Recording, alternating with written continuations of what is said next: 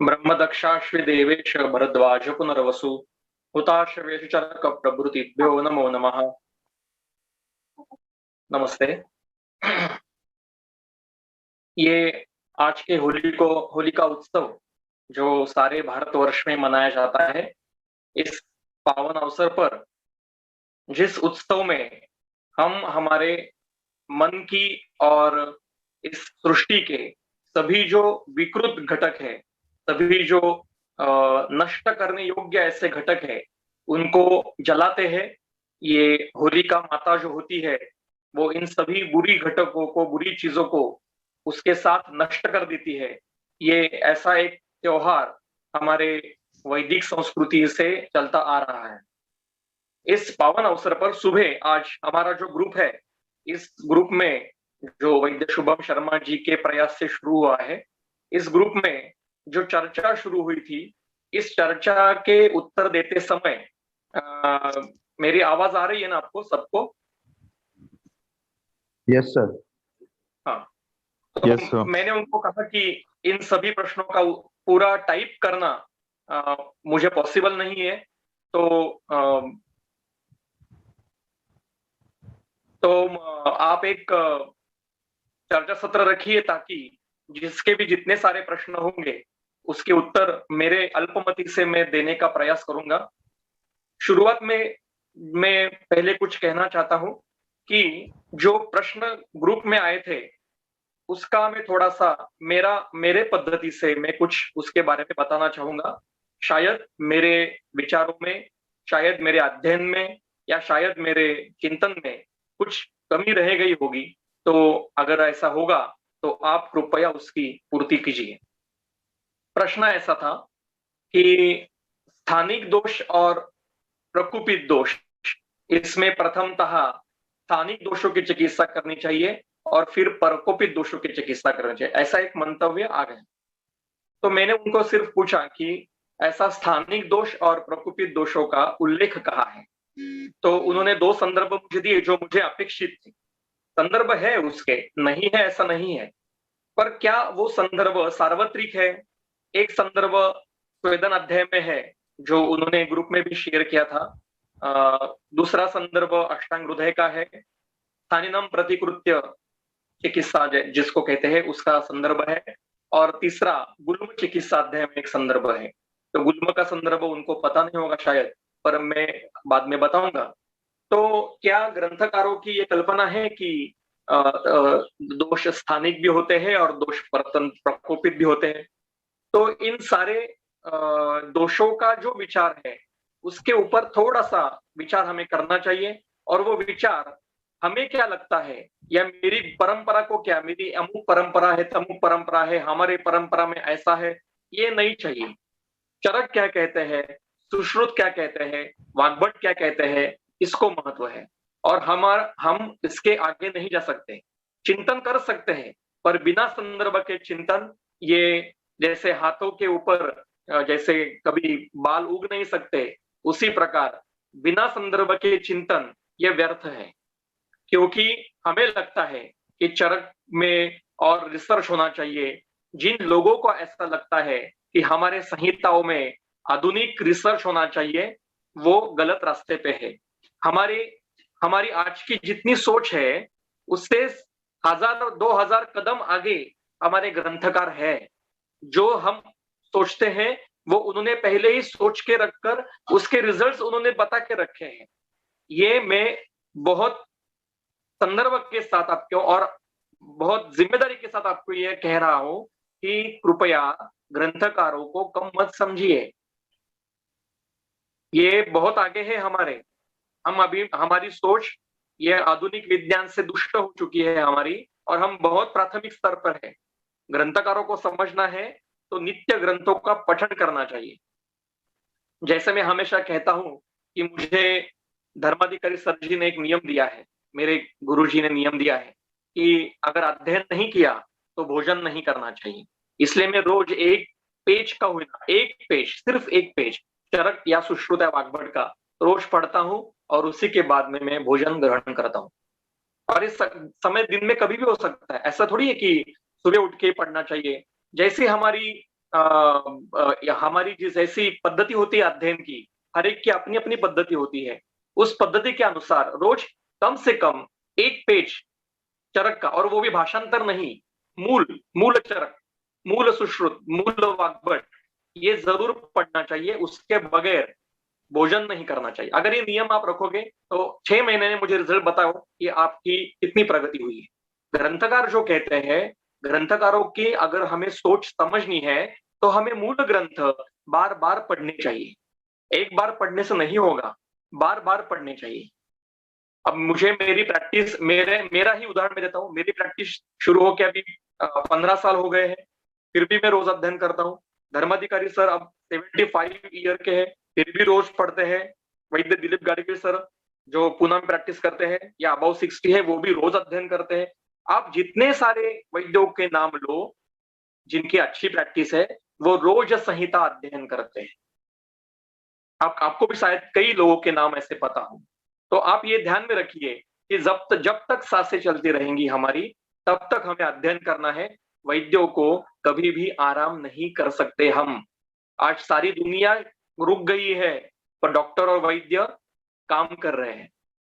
मैं भी देख रहा हूँ कोरोना के रुग्ण, रोज 10, 15, 20 कोरोना के रुग्ण आते हैं। दिन में 3-3 बार स्नान करना पड़ता है, पर हमें रोक नहीं सकते हम। तो मेरी जो आपको नम्र एक हाथ जोड़ के विनंती है कि हमें क्या लगता है, मेरे गुरु को क्या लगता है, इसको कुछ भी महत्व नहीं है। जो भी आपको कहना है वो आप संदर्भ ढूंढिए पहला, और फिर संदर्भ के साथ आप विषय रखिए। ऐसे अगर पद्धति आप पहले से ही शुरू साथ में रखोगे तो आपको कभी भी क्या कहते हैं, दुर्मुख होके जाना नहीं पड़ेगा, या आप कभी भी आपको ऐसे कोई क्रिटिकल सिचुएशन में आप नहीं आओगे, क्योंकि आपके पास संदर्भ है। और जब संदर्भ होता है तो कोई उसको काट नहीं सकता। तो इसलिए आज जो विषय है, पहले एक आधा घंटा मैं कुछ कहूंगा, उसके बाद आपके जितने सारे सवाल हैं, मैं आज और कल पूरा फ्री हूं। आप, अगर आपको आज एक ही घंटा में खत्म करना है तो कुछ विषय आज खत्म करेंगे, और अगर और सवाल है तो कुछ कल भी हम कर सकते हैं। तो ये ये मेरा व्रत है। मैं जितना मुझे आता है मैं बांटता रहता हूँ। कोई कुछ छुपाने की कोई बात नहीं, क्योंकि चरक ने कुछ छुपाया नहीं है, तो श्रुत ने कुछ छुपाया नहीं है, वाग्भट ने कुछ छुपाया नहीं, तो हम कौन होते हैं। तो मैं आधा घंटा जो सवाल आए थे उसके ऊपर का मेरा मंतव्य मैं आपके सामने रखूंगा। सबसे पहले हमें ये बात ध्यान में रखनी चाहिए सभी को कि दोष ये क्या है, क्योंकि हमारी सारी चिकित्सा ये दोषों के अनुसार है, ना कि स्रोतों के अनुसार, ना कि प्रकृति के अनुसार, ना धातुओं के अनुसार। आप मुझे ऐसे संदर्भ दिखाइए बृहत्त्रयी में या लघुत्रयी में कि जहां पे प्रकृति के अनुसार औषधि योजना की गई है कि ये पित्त प्रकृति का रुग्ण है, इसको ये दीजिए, या धातुओं के अनुसार चिकित्सा की है। कम रेफरेंस है, धातुओं के अनुसार रेफरेंस है बहुत कम है। धातुगत अवस्था जहां जहां है वहां वहां पे इन चिकित्साओं का वर्णन है, पर धातुगत अवस्था किसकी है, कोई उत्तर देगा मुझे। धातुगत कौन होता है? व्याधि होता है धातुगत, कुष्ठ धातुगत होता है, ज्वर धातुगत होता है, मसूरिका धातुगत होती है, वातव्याधि धातुगत होता है। कौन होता है धातुगत? धातुगतत्व किसका है? यस एग्जैक्टली, दोषों का है। मतलब पुष्ट करने वाले दोष धातुगत होते हैं, वातव्याधि करने वाले दोष धातुगत होते हैं। वातव्याधि सिर्फ वायु से नहीं होता, संतर्पण से भी वातव्याधि होता है, आम प्रदोष से भी वातव्याधि होता है। संदर्भ है इसके, आम प्रदोष से वातव्याधि होता है। इसका संदर्भ सुश्रुत संहिता सूत्रस्थान अध्याय 15 सूत्र नंबर 32। अगर चाहिए तो मैं आपको सूत्र भी दिखा सकता हूँ स्क्रीन शेयर करके, पर अभी वो समय नहीं है, बाद में जब प्रश्न आएंगे तो दिखाऊंगा जरूर। दूसरा, संतर्पण से वातव्याधि होता है, इसका संदर्भ संतर्पणीय अध्याय में है। आगे वातव्याधि अध्याय में भी है, जहां पे संतर्पण से भी वातव्याधि हो सकते हैं। सुश्रुत के वातव्याधि निदान अध्याय में, और आगे उन्होंने एक महावातव्याधि निदान अध्याय भी लिखा है सुश्रुत ने, उन दोनों अध्याय में भी यह संदर्भ है।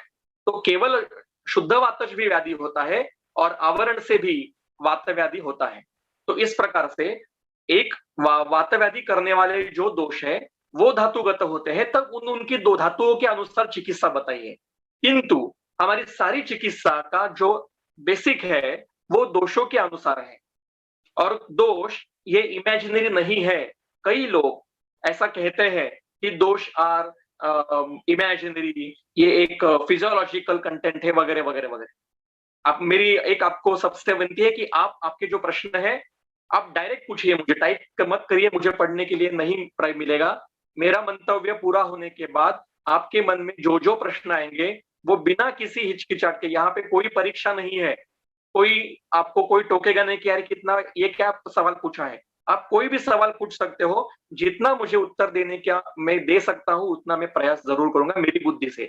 जहां पे मुझे उत्तर देना संभव नहीं है, हम हमारे गुरुजी से पूछेंगे या फिर चरक में ढूंढेंगे और अध्ययन करेंगे। यही तो अध्ययन की प्रक्रिया है, तद्विद्य संभाषा, यही अध्ययन की प्रक्रिया है। तो इसलिए ऐसी संभाषा हमेशा होनी चाहिए और मैं तैयार हूं। अगर आप तैयार है तो मैं भी तैयार हूं, हम हमेशा कर सकेंगे। तो मैं था कि सारी चिकित्सा दोषों के अनुसार ही बताई गई है, प्रकृति के अनुसार भी चिकित्सा कहीं पर भी नहीं है। वो अलग विषय है, वो हम प्रकृति विषय कभी अलग सेशन में मूलतः उसका अध्ययन करेंगे, अगर आप सबकी तैयारी होगी तो। आज हम दोषों के ऊपर बात करने वाले हैं। तो दोष क्या है? तो दोष ये मूलतः प्राकृत स्थिति में धारण करने वाले घटक हैं। इनको ग्रंथकारों ने, जब ये दोष प्राकृत अवस्था में रहते हैं तो इनको धातु ही कहा है।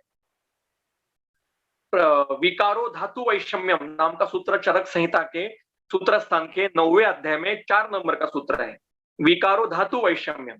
और उसके नीचे चक्रपाणी की टीका है, और ऐसी ही टीका गंगाधर जी ने, योगेंद्रनाथ सेन जी ने और ज्योतिष चंद्र सरस्वती जी ने और शिवदास सेन जी, सूत्र स्थान पे 5 टीका अवेलेबल है। सभी के सभी लोगों ने एक जैसी टीका की, एक ही टीका की है। वो टीका ऐसी है, धातु मतलब कौन? धातु का अर्थ वातादयाः, रसादयाः और रजः प्रभृतयाः उपधातवाः। मतलब वातादि 3 दोष, रसादि 7 धातु और रज प्रभृति, रज स्तन्य अर्थ आदि जो है वो जो है उपधातु है। ऐसे सभी उपधातु, सभी धातु और दोष, ये सभी प्राकृत अवस्था में धातु कहते हैं। इसका अर्थ जो शरीर का घटक प्राकृत अवस्था में है उसको उस समय धातु शब्द से संबोधित किया जाता है। अब दोष, ये जो 3 स्पेसिफिक घटक है, वात पित्त श्लेष्मा, इनको नाम दिया है। ये क्या, इनको दोष क्यों कहते हैं फिर?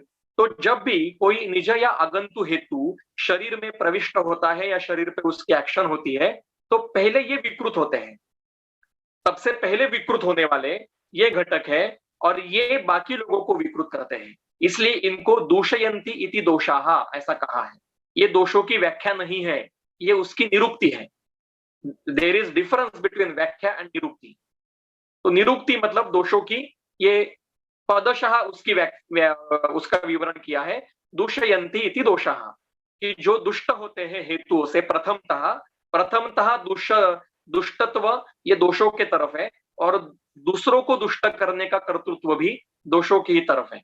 बिना दोषों के विकृति से कोई भी आगे की संप्राप्ति संभव नहीं है।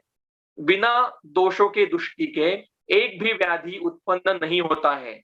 जब तक दोष दुष्ट नहीं होते हैं तब तक सिर्फ लक्षण होते हैं, और दोष दुष्ट होने पर व्याधि की संप्राप्ति शुरू हो जाती है। जैसे किसी ने किसी को छुरा मार दिया ऊपर से तो व्रण उत्पन्न हो जाएगा। व्रण उत्पन्न, ये लक्षण है व्रण। पर जब तक उसमें दोषों की विकृति नहीं होती उसको व्याधि नहीं समझा जाए। ये आगंतु व्याधि भी किसको कहेंगे? जब वहां पे बाद में दोषों की दृष्टि हो जाएगी। चरक संहिता सूत्र स्थान अध्याय 20 सूत्र नंबर 9, 7, 8, 9 में संदर्भ है। 7 नंबर सूत्र में उन्होंने दिया है, आगंतु ही व्यथा पूर्वम। आगंतु व्याधि में प्रथमतः व्यथा होती है और जघन्यम बाद में दोषों की दृष्टि होती है, और निज व्याधि में प्रथमतः दोषों की दृष्टि होती है, बाद में व्यथा उत्पन्न होती है। आधुनिक जो एलोपैथिक शास्त्र है उसमें निज व्याधि की कल्पना ही नहीं है, उसमें सिर्फ आगंतु व्याधि की ही उनकी अभी तक सोच है। वो निज व्याधि की तरफ अभी भी मुड़े नहीं है। वो सोचते हैं जो भी व्याधि आएगा बस वो किसी बैक्टीरिया, वायरस या फंगल से ही होगा, बाहर आगंतुक घटक से ही होगा। निज व्याधि की कल्पना उनके दिमाग में अभी तक आई नहीं है। जो हमारे ग्रंथकारों ने हजारों साल पहले करके रख के उसके संप्राप्ति भी निकाल के व्याधियों की चिकित्सा भी बता के आज भी हमें उसकी तरफ से चिकित्सा करते हैं, तो हमें 100% उसके रिजल्ट्स मिलते हैं। तो जैसे कोरोना किसको होता है, एक एग्जांपल बताता हूँ। वायरस तो सब जगह है और कोई असिम्प्टोमेटिक है, कोई माइल्ड सिम्प्टोमेटिक है, कोई सीवियर सिम्प्टोमेटिक है। ये क्यों हो रहा है? इसका उत्तर आधुनिक शास्त्र इतना देता है कि जो पहले से डिसीज स्टेट में है उनको होता है, पर ऐसा भी नहीं है। आजकल कई रुग्ण ऐसे दिखाई देते हैं कि यंग है, हट्टा कट्टा इंसान है और उसको कोरोना होता है और बस 7 दिन में वो डिटोर्ड हो जाके मर जाता है। ऐसा क्यों होता है? आयुर्वेद इसका उत्तर देता है। इसका उत्तर ज्वर चिकित्सा अध्याय के 12 नंबर के सूत्र में है। सूत्र ऐसा है, देहिनम नहीं निर्दोषम ज्वरः समुपसेवति। अगर किसी भी प्रकार का ज्वर होना है, आगंतु हो या निज हो, अगर शरीर में प्रथमतः दोषों की विकृति है तो ही उसको लक्षण दिखाई देंगे ज्वर के, तो ही उसको ज्वर होगा। अगर दोष साम्य स्थिति में है तो वायरस शरीर के अंदर जाएगा पर व्याधि नहीं करेगा। इसी को मॉडर्न साइंस व्याधि क्षमत्व कहता है। आयुर्वेद सिर्फ इम्यूनिटी के लिए नहीं है।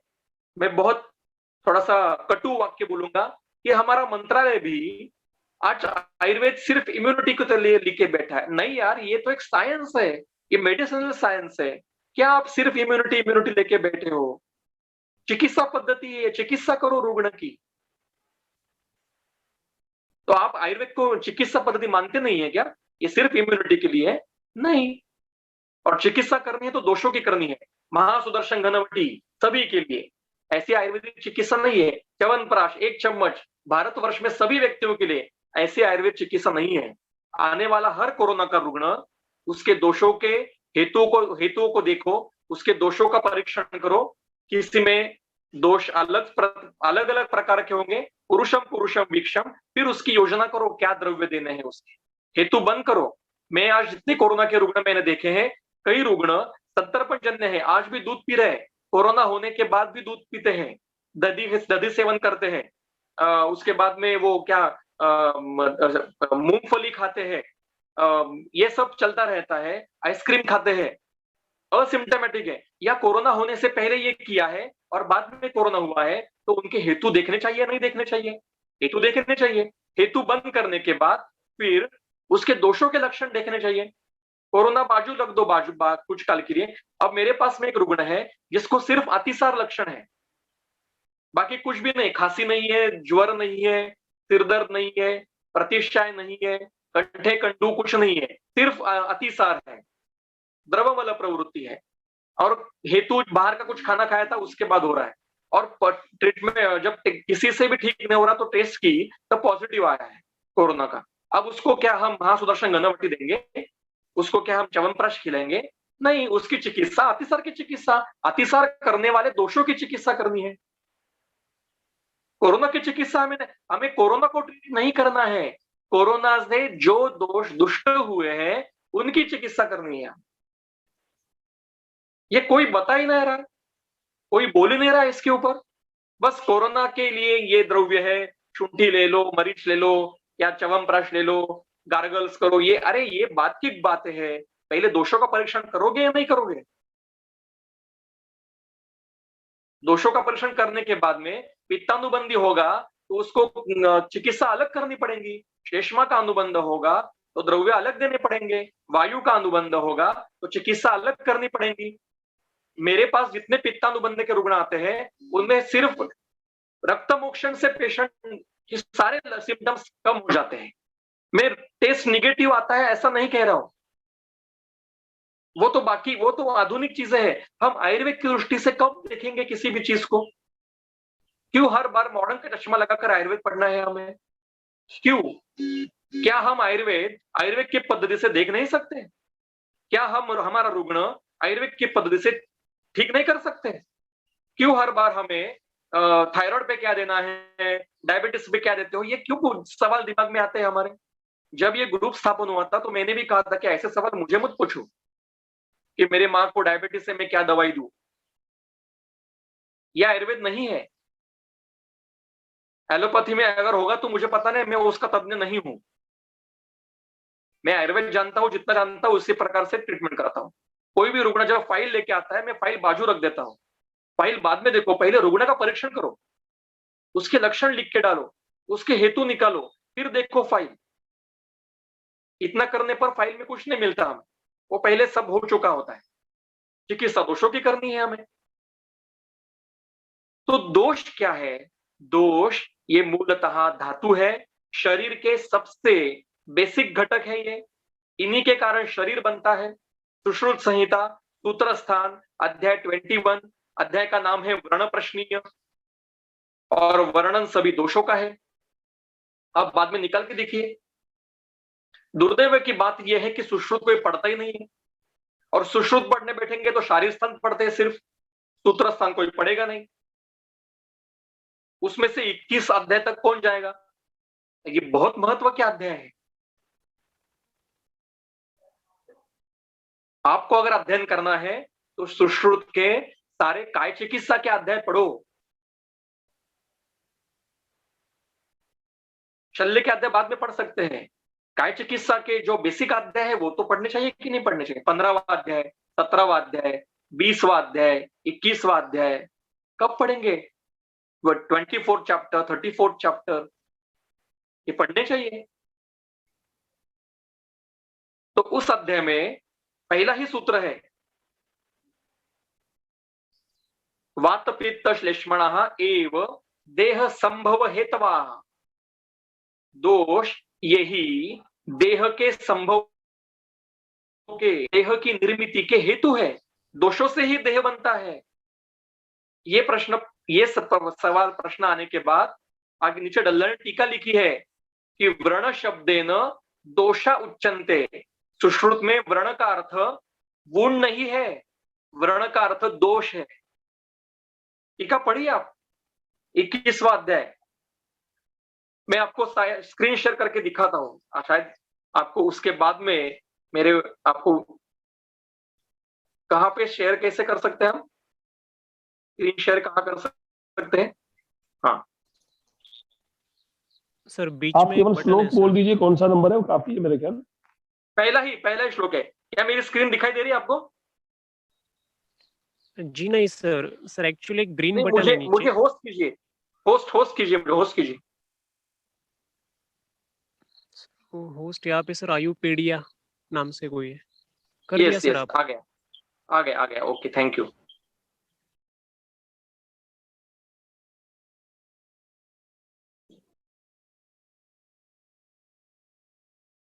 दिखाई दे रही है स्क्रीन? हाँ सर, दिखाई दे जी रही। सर दिखाई दे रही। हाँ, अब मैंने सुश्रुत संहिता निकाली है, उसमें से सूत्र स्थान का 21वां अध्याय वर्ण प्रश्नाध्याय। और देखो, पहले टीकाकार कहते हैं व्रण शब्देन अत्र वातादयः उच्यन्ते। वर्ण शब्द से यहाँ पे वातादि का अभिप्रेत लेना है। और पहला ही सूत्र है वात पित्त श्लेष्मणः एव देह संभव हेतवाः।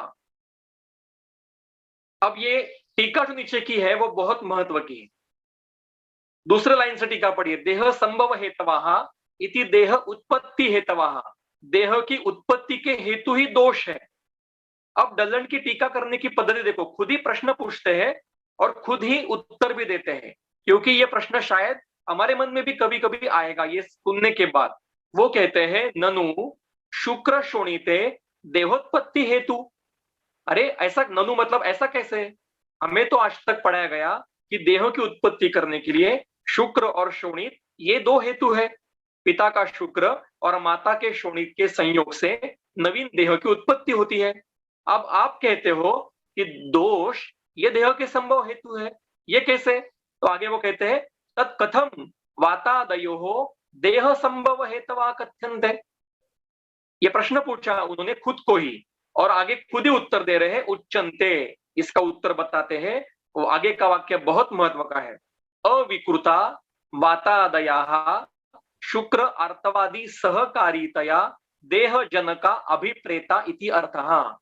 मतलब अविकृत पिता के शरीर में जो प्राकृत दोष है और माता के शरीर में जो प्राकृत दोष है, और उसके पिछले जन्म से जो जीव आने वाला है वहां पे जन्म लेने के लिए, उसके जो आत्मज भाव है उसमें जो दोषों की अवस्था है, इनको ये वातादि तीन दोष, तीनों मतलब पितृज, मातृज और आत्मज, तीन भावों में जो दोषों का जो कुछ समुच्चय है वो शुक्र आर्तवादी सहकारितया, शुक्र और आर्तव इन दोषों को सहकारी सहायभूत है, इनके सहाय से देह जनका अभिप्रेता।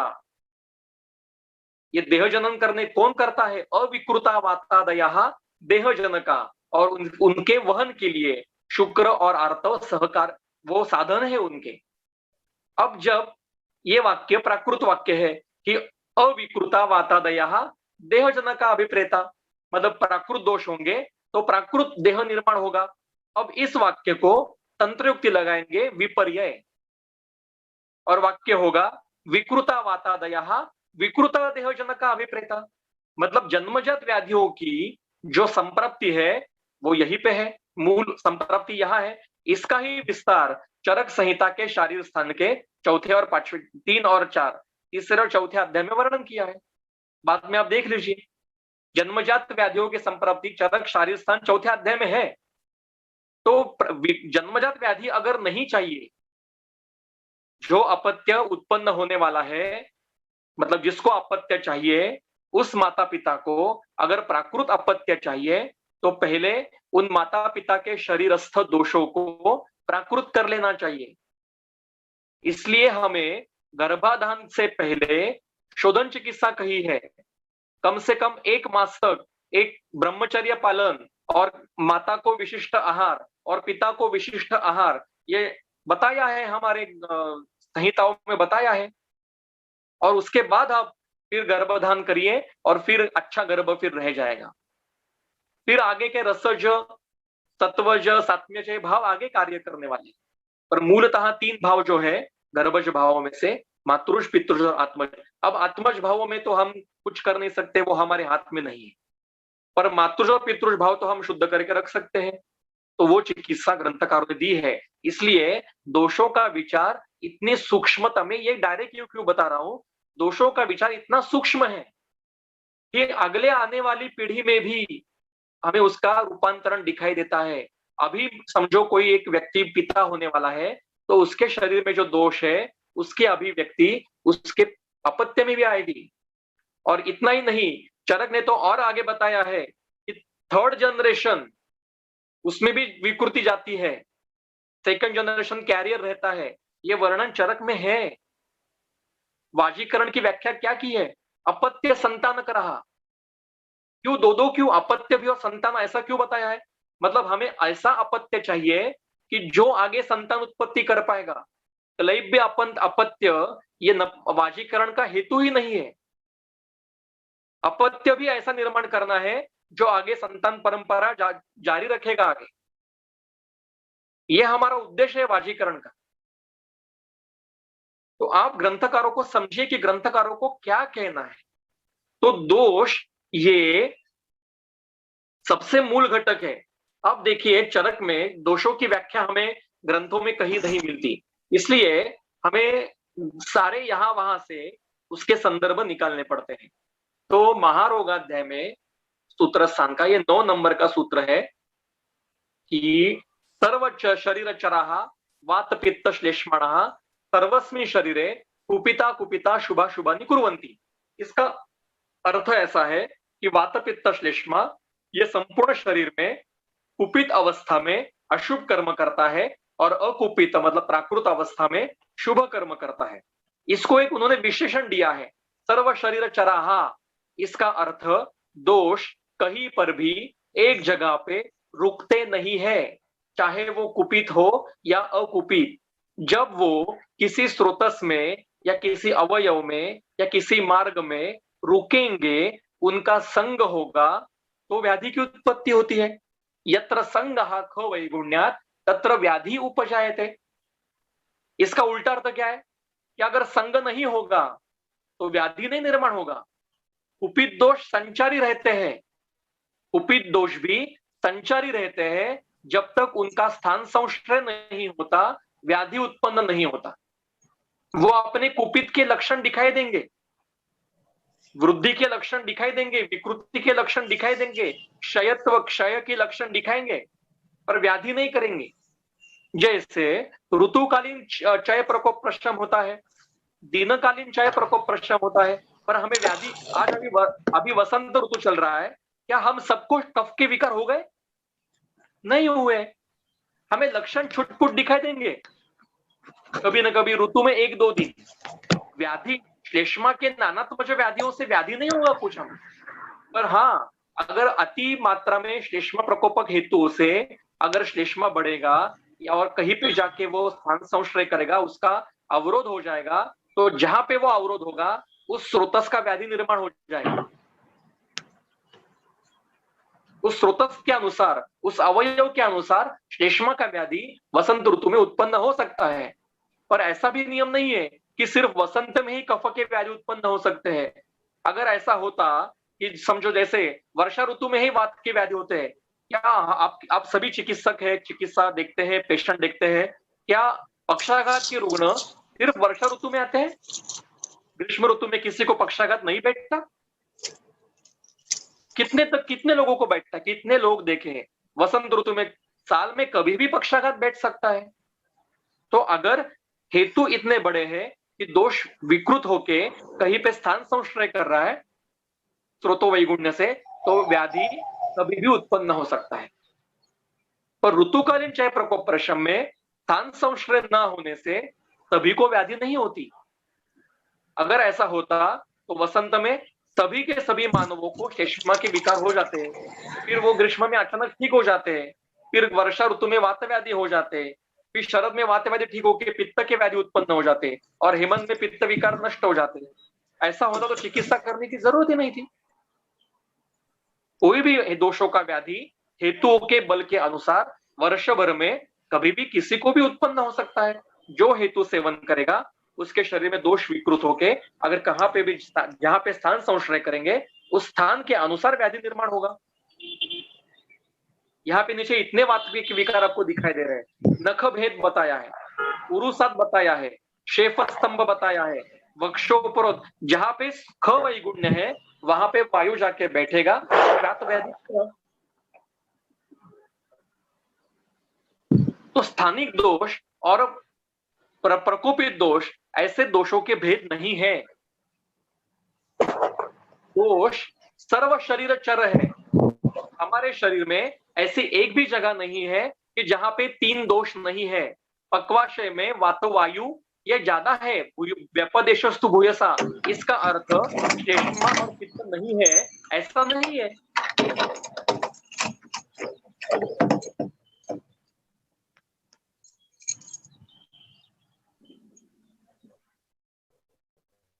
आमाशय में क्या सिर्फ श्लेष्मा है, पित्त और वायु नहीं है? या आमाशय में सिर्फ पित्त है, श्लेष्मा और वायु नहीं है? उरस्थान में सिर्फ श्लेष्मा है, वायु नहीं है? वो तो व्यान वायु का स्थान है ना हृदय।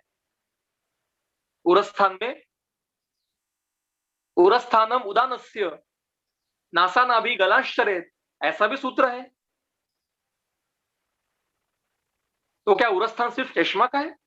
उरस्थान में पित्त विकार नहीं होते?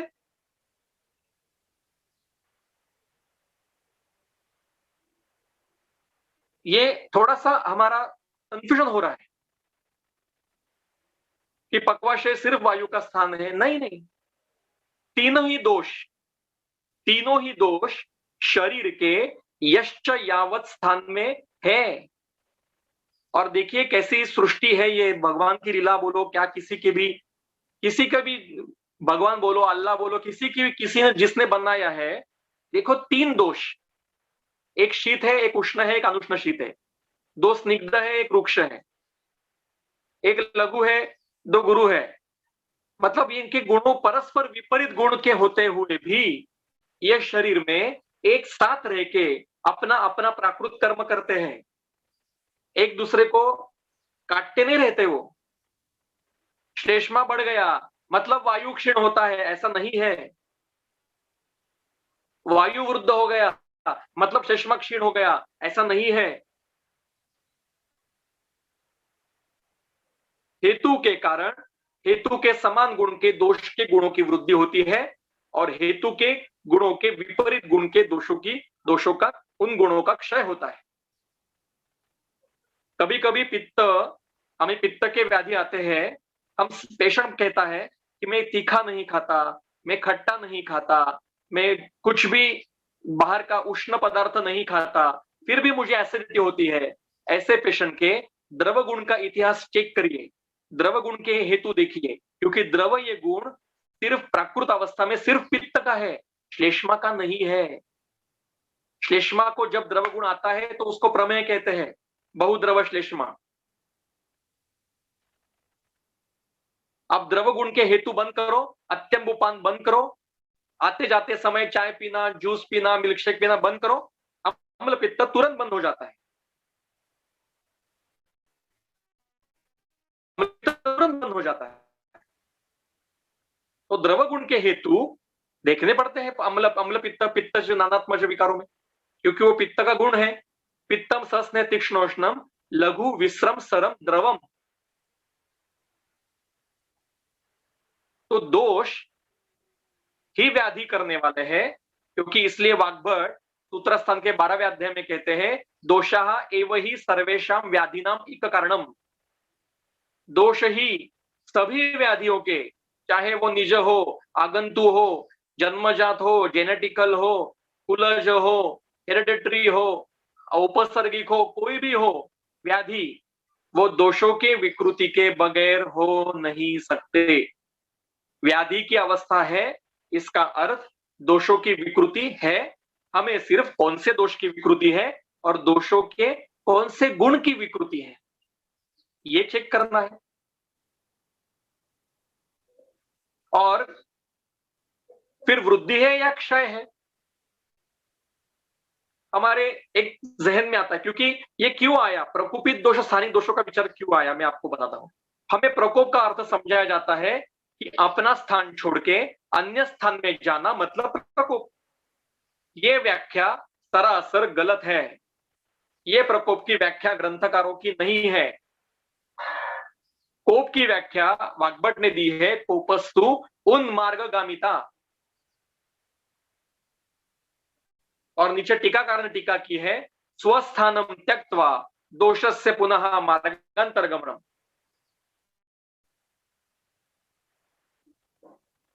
और इसका मराठी में हमने भाषांतर किया, स्वस्थान का अर्थ अपनी जगह छोड़ के अन्य स्थान में जाना मतलब प्रकोप। ये हमने भाषांतर किया, ये ग्रंथकारों को अभिप्रेत नहीं है। कैसे मैं दिखाता हूं, आपके पास अगर मैं स्क्रीन शेयर करना चाहता हूं, मुझे फिर से होस्ट कीजिए।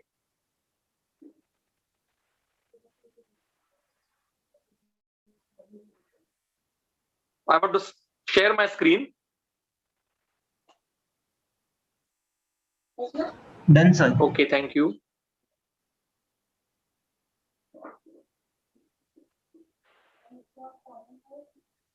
अष्टांग हृदय में 12वें अध्याय में यह सूत्र आया है प्रकोप का। और यहां पे पहले 18 सूत्रों में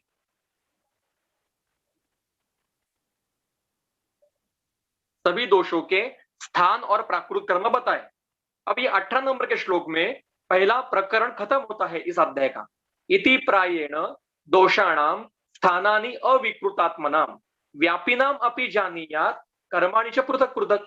व्यापिनाम मतलब खाली नीचे टीका है, सकल शरीर चरणाम मतलब हमने जो दोषों के स्थान बताए, पक्वाशय, कटी, शक्ति, श्रोत्र, अस्थि, स्पर्शनेन्द्रियम, ये वायु के स्थान बताया, श्लेष्मा का स्थान बताए, पित्त के स्थान बताए, ये प्रायः बताया है, मतलब वहां पे उनकी अभिव्यक्ति ज्यादा है।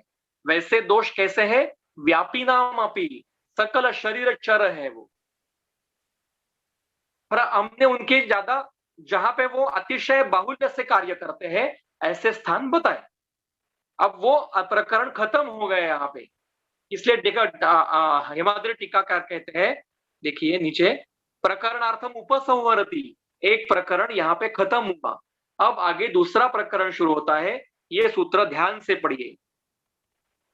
उष्णेन युक्ता रुक्षाद्या वायोः कुर्वन्ति संचयम। वायु का संचय कैसे होता है?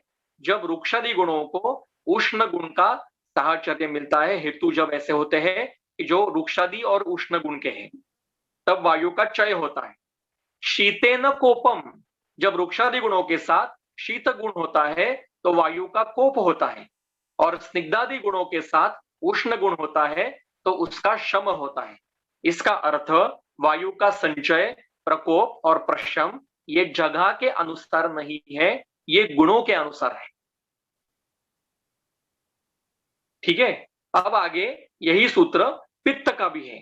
शीतेन युक्ता तीक्ष्णाद्या चयम पित्तस्य पूर्वते उष्णेन कोपम मंदाद्यः शमम शीतोपसंहिता। मतलब पित्त का चय, प्रकोप, प्रशम ये भी गुणों के अनुसार बताया है, न कि उसके जगह के स्थानों के अनुसार। फिर बाद में शीतेन युक्ता स्निग्धाद्या पूर्वते श्लेष्मणः चयम उष्णेन कोपम तेनेव गुणः रुक्षादयः शमम। ये श्लेष्मा का चय, प्रकोप, प्रशम है, और ये शरीर में किसी भी स्थान में हो सकता है। ऐसा नहीं है कि सिर्फ श्लेष्मा के ही स्थान में होगा, ये जहां पे ये संप्राप्ति होगी वहां पे ये लक्षण हो गए। इसके बाद में चय की व्याख्या है, चयो वृद्धि स्वधामनी एव। अब धामन का अर्थ हमने हिंदी में, मराठी में, इंग्लिश में जगह, स्थान, प्लेस, स्रोतस ऐसा लिया, और हमने क्या व्याख्या की? ये हमने गलती की है कि अपने ही स्थानों में, मतलब अपने ही जगह में किंचित बढ़ना मतलब चय। पर हमें ग्रंथकार को देखिए, अधिकरण क्या चल रहा है? चय, प्रकोप, प्रशम गुणों के अनुसार है, तो हमें यहां पे गुणों का विचार करना चाहिए। इसलिए धामन शब्द का अगर आप कोशों में अर्थ देखोगे तो धामन शब्द का एक और अर्थ है गुण, शक्ति।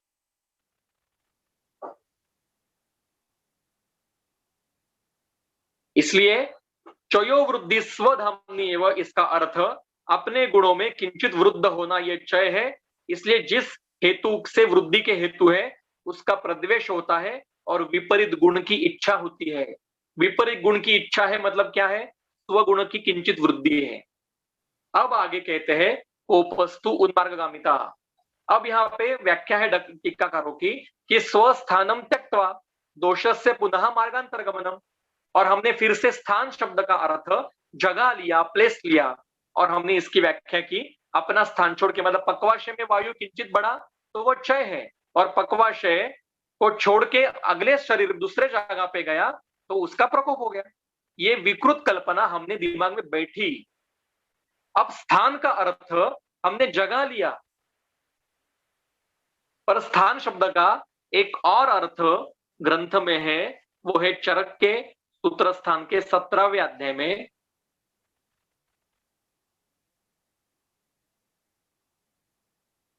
क्या है देखिए, सूत्र पढ़िए। क्षयः स्थानम च वृद्धिश्च दोषाणाम त्रिविधा गति ही। स्थान ये दोषों की एक गति भी है। अब एक जगह गति कैसे हो सकती है? ऐसा प्रश्न आपके मन में कभी आया? मेरे तो मन में आया था, पर कभी किसी ने उत्तर नहीं दिया। एक जगह गति कैसे हो सकती है? क्या इसका अर्थ ऐसा है? हमारे देखिए, अगर अपना स्थान छोड़ के अन्य स्थान में जाना मतलब प्रकोप है, तो वायु का प्रकोप पक्वाशय, कटी, शक्ति, श्रोत्र, अस्थि, स्पर्शन इंद्रियम में होना नहीं चाहिए। श्लेष्मा का प्रकोप उरस स्थान में होना नहीं चाहिए। पित्त का प्रकोप नाभि, आमाशय, स्वेदा, रसिका, रुधिरम, लसहा, इसमें पित्त का प्रकोप होना नहीं चाहिए, क्योंकि ये उसके स्थान है, और इन स्थानों को छोड़ के अगर वो बाहर जाके प्रकोप कर रहे हैं तो यहाँ पे प्रकोप नहीं होना चाहिए, है ना? पर क्या हमें दिखाई देता है? वायु का प्रकोप, वायु की विकृति ये इन्हीं स्थानों में ज्यादा है। पित्त के व्याधि इन्हीं स्थानों में तो होते हैं। वायु के ऊपर चिकित्सा करने के लिए बस्ती हम पक्वाशय में ऊपर तो देते हैं। अगर पक्वाशय में वायु का प्रकोप ही नहीं है तो वहां पे चिकित्सा क्यों करते हैं? ये इसका थोड़ा सा विचार करना चाहिए। इसलिए चक्रपाणि ने नीचे टीका लिखी है, स्थान का अर्थ दिया है स्थानम इति स्वमान अवस्थानम, अपने प्राकृत मान में रहना और प्राकृत अवस्था में रहते हुए शरीर में गति करना, इसको स्थान गति कहते हैं। जो दोष अपने द्रव्यतः गुणतः कर्मतः प्राकृत अवस्था में है और ऐसी प्राकृत अवस्था में वो शरीर में संचारी अवस्था में है, तो उसको वो स्थान गति में है, ऐसा कहते हैं ग्रंथकार। अब कोप की व्याख्या स्वस्थानम त्यक्त्वा, अपना स्थान छोड़ के, मतलब अपनी प्राकृत अवस्था छोड़ के अन्य मार्ग में जाना, मतलब एक तो क्षय होना या वृद्ध होना, इसका अर्थ प्रकोप है। प्रकोप मतलब आइदर वृद्धि इन देयर इनहेरेंट प्रॉपर्टीज और क्षय इन देयर इनहेरेंट प्रॉपर्टीज।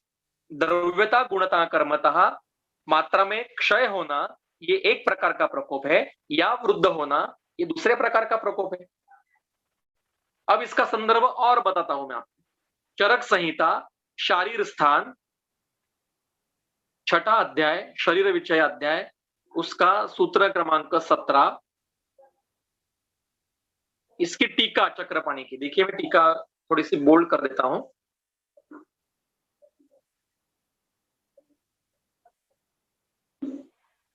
क्या टीका लिखी है? कुपितः च इति पदेन, कुपित पद से क्या लेना है? वातादयः सामान्येन क्षीणा वृद्धा वा गृह्यन्ते। कुपित पद से दोषों का एक तो क्षयत्व या वृद्धत्व हमें देखना है।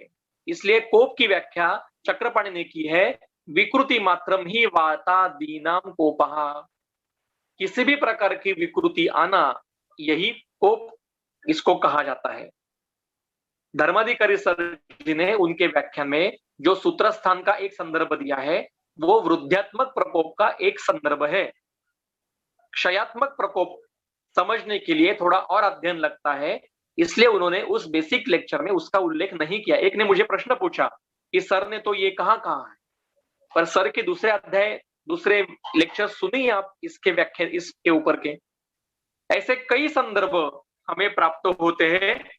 तो प्रकोप मतलब क्षय या वृद्धि। अब मैं मेरा मंतव्य यहाँ पे खत्म करता हूं और आपको जो प्रश्न पूछने हैं आप मुझे पूछ सकते हो, एक एक करके पूछिए, इसी विषय के संदर्भ में पूछिए।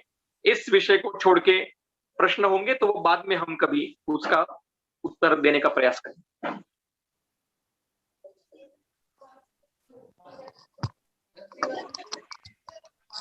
Hello sir.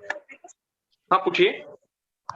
सर आपने कहा ना कि दोष है वो जब जन्म होता है तब उसको देह मीन्स देह को संभव दोष होता है। मीन्स मेरा कहने का मतलब हाँ कि देह जब बनता है तो दोष की वजह से ही बनता है। तो जो अवस्थापक दिए हैं मधुर अवस्थापक वो सब, तो उसमें प्राकृत दोष बनते हैं। बिल्कुल। दोष तो तीन जगह पे बनते हैं। एक जन्मजात दोष होते हैं, जन्मजात शरीर जब निर्माण होता है तब दोषों की निर्मित होती है। उसके बाद में जब आहार लेना शुरू हो जाता है तब आहार से अवस्थापकों में क्रमशः दोषों की उत्पत्ति होती है, और आगे धातुओं के परिणमन में भी मल स्वरूप दोषों की उत्पत्ति होती है, वो भी प्राकृति है। जैसे रस परिणमन में श्लेष्मा निर्माण होता है, रक्त परिणमन में पित्त निर्माण होता है, ये वहां पे उस प्रक्रिया में मल स्वरूप है, किंतु वो उसके महाभूत प्राकृत श्लेष्मा के समान होने से उसको श्लेष्मा कहा जाता है। ऐसे तीन स्तर पे दोषों की निर्मित होती है, और दोष एक बार निर्माण होने के बाद कुछ काल के बाद नष्ट भी हो जाते हैं, क्योंकि स्वभाव परमवास से जो निर्माण होता है वो योग्य समय में नष्ट भी होता है, उसकी जगह दूसरा परमाणु लेता है। एक ने सवाल और पूछा था मुझे, क्या वायु मूर्त है? हाँ, वायु मूर्त है, वायु दोष मूर्त है, वायु महाभूत भी मूर्त है। अमूर्त महाभूत सिर्फ एक है, आकाश। सिर्फ 4 द्रव्यों को परमाणु नहीं है, आकाश, दिशा, काल और आत्मा। बाकी 4 महाभूत पृथ्वी, जल, वायु, तेज और मन, इनको परमाणु है। इसलिए वो मूर्त है। दो वायु ये अव्यक्त है, दिखाई नहीं देता, और उसके परमाणु है। सर वायु के कर्म ही अव्यक्त हैं। कर्म कैसे अव्यक्त है? कर्म तो व्यक्त है। आपको वायु कर्म से व्यक्त है, इसलिए उसको अव्यक्तो व्यक्त कर्मा ऐसा कहा है। जिसको वायु दिखाई देता है उसकी 7 दिन में मृत्यु है, ऐसा इंद्रिय स्थान में वर्णन किया, क्योंकि वो अव्यक्त है। क्योंकि वो देखिए, आपने फिजिक्स पढ़ा है सभी ने, हमने उसमें 3 स्टेट का अध्ययन किया है, gaseous state, liquid state, solid state. तो सॉलिड के जब हम डायग्राम निकालते थे तो वो चौखट में ऐसे नजदीक नजदीक नजदीक नजदीक हम पॉइंट्स देते थे। लिक्विड में थोड़े दूर दूर दूर परमाणु लिखते थे, और गैसियस में 2 ही 3 ऐसे परमाणु लिखते थे, बहुत दूर होते थे। परमाणु है, मूर्त है वो, पर वो विरल होने से दिखाई नहीं देता। उसके 3 उसके वायु को 3 विशेषण दिए है चरक ने, वातव्याधि वातकला के अध्याय में। वो है अनासाध्य, अनवस्थित, ऐसे 2, और तीसरा है ऐसे 3। अनवस्थित में चल है, चंचल है। अनासाध्य मतलब उसको हम पकड़ नहीं सकते। अनवस्थित चंचल स्वभावी है। उसके परमाणु है, वो अपने कर्म से व्यक्त है। आपको यहाँ पे वायु है, समझ में कैसे आ रहा है?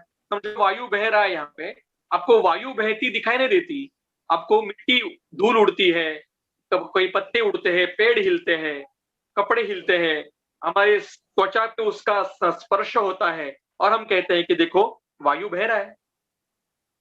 तो वायु आप समुद्र के किनारे रहोगे तो आपका शरीर समुद्र के जो गुण है उसके खारे पानी से या उसके जो तीक्ष्ण गुण से शरीर भी उस प्रकार का हो जाता है।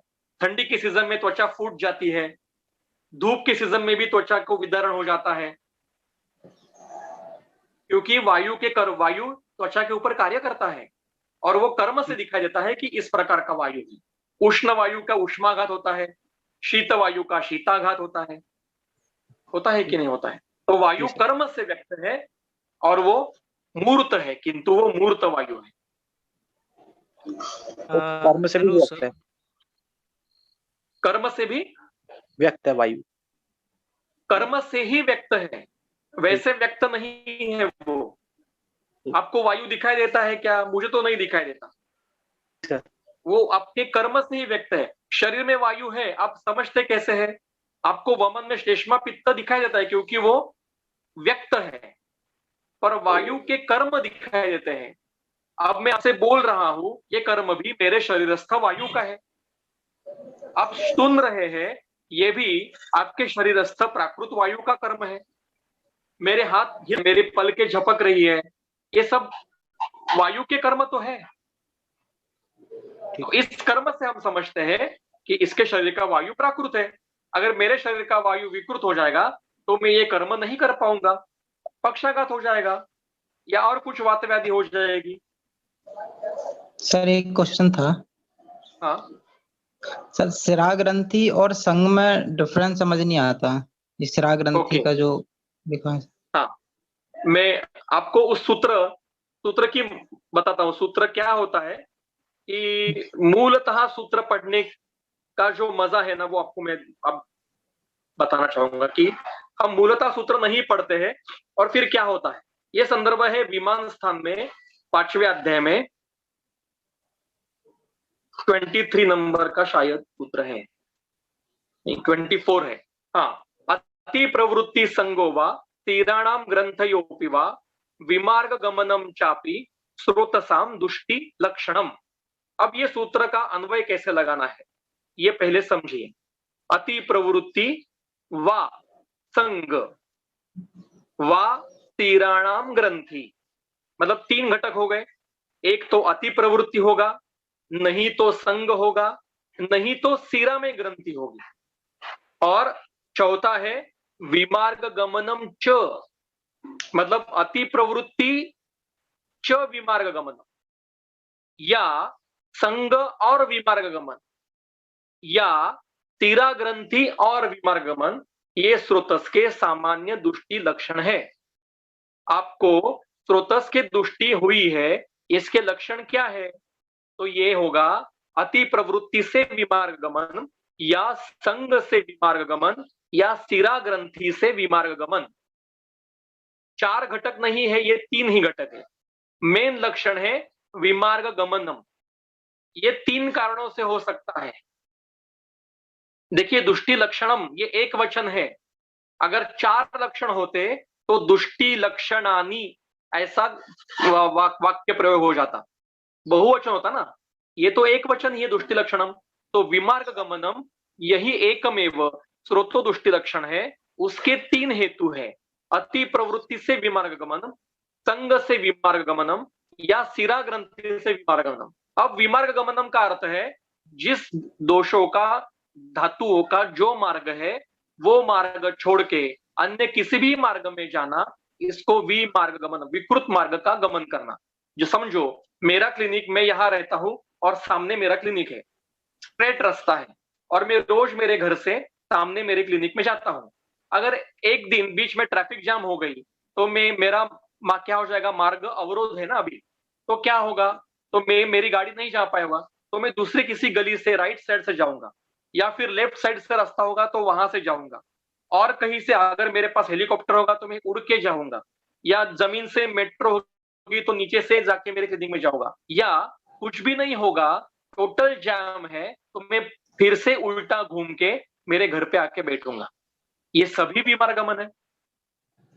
ऊपर से जाना, राइट साइड से, लेफ्ट साइड से, नीचे से वहीं पे घूमता रहना या फिर पीछे आना फिर से, ये सभी भी मार्ग गमन है। अब अति प्रवृत्ति से जहां पे देखो बाढ़ जब आती है तो विमार्ग गमन होता है कि नहीं होता? जब नदी को या पानी के झरने को बाढ़ आती है तो वो नदी का पूरा जो सीमा है वो उल्लंघन करके जहां पे जगह मिलती है वहां पे फैल जाता है पानी। तो अति प्रवृत्ति से भी विमार्ग गमन होता है, शरीर में भी होता है। अति द्रवपान से, शरीर में द्रव बढ़ने से विमार्ग गमन हो जाता है।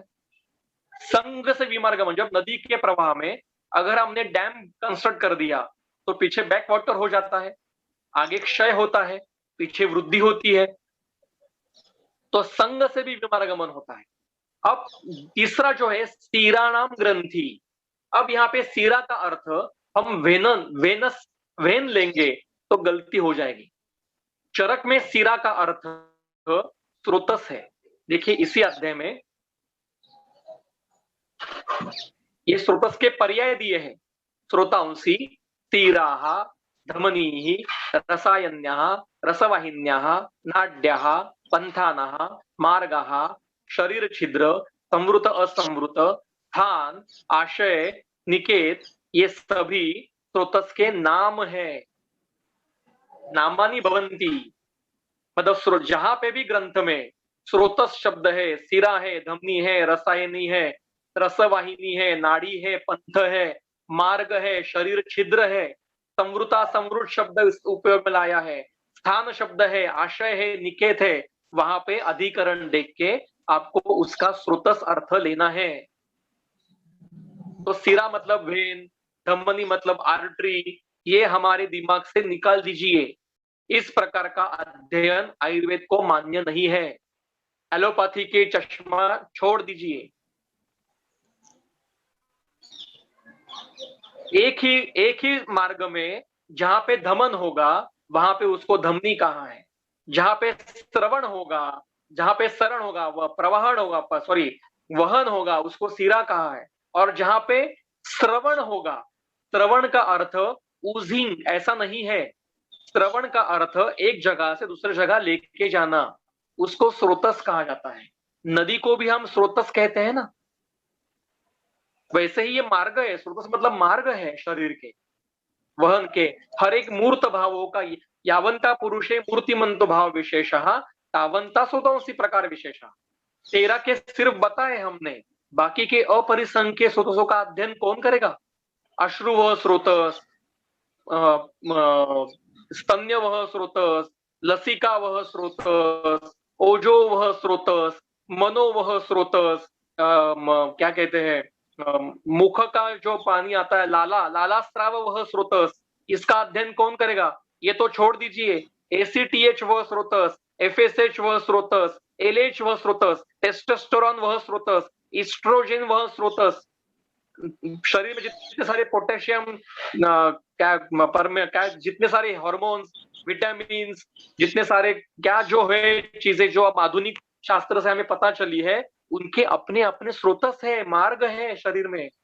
आप मुझे बताइए, ACTH, LH, FSH ये शरीर में कहीं तो उत्पन्न होते हैं, कहीं पे तो उनका वहन होता है, कार्य किसी और जगह पे होता है। क्या उनका वहन नहीं, उनका खुद का मार्ग नहीं होगा शरीर में? उनका स्रोतस नहीं होगा होगा?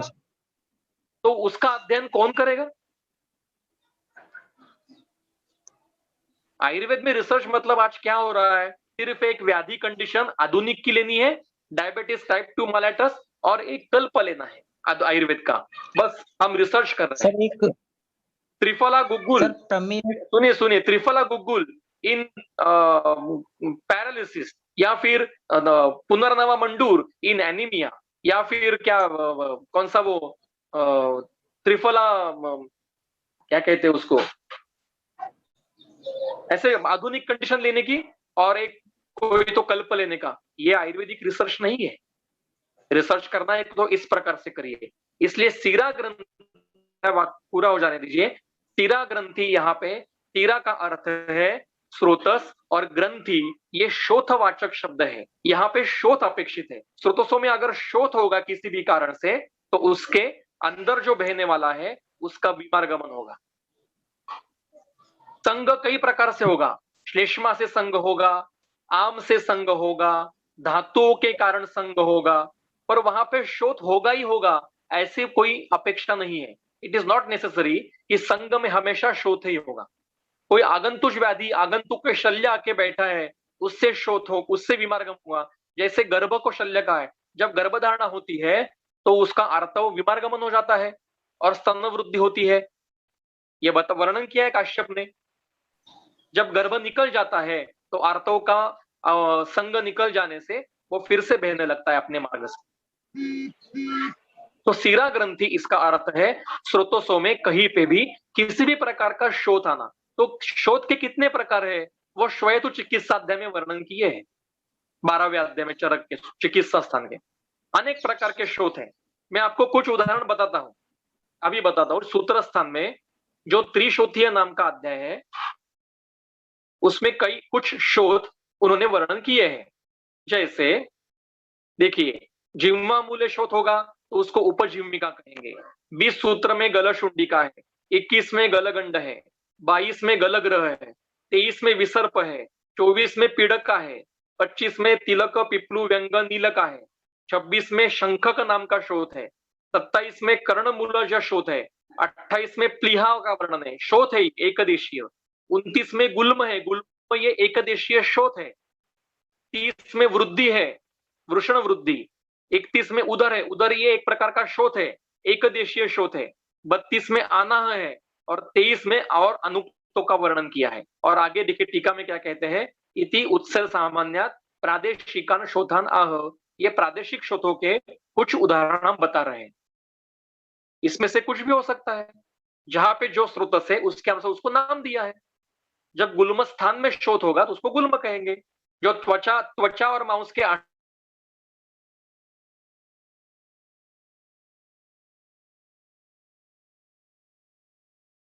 कुक्षी में शोथ होगा तो उसको कहेंगे। इस प्रकार से विचार हमें करना पड़ता है।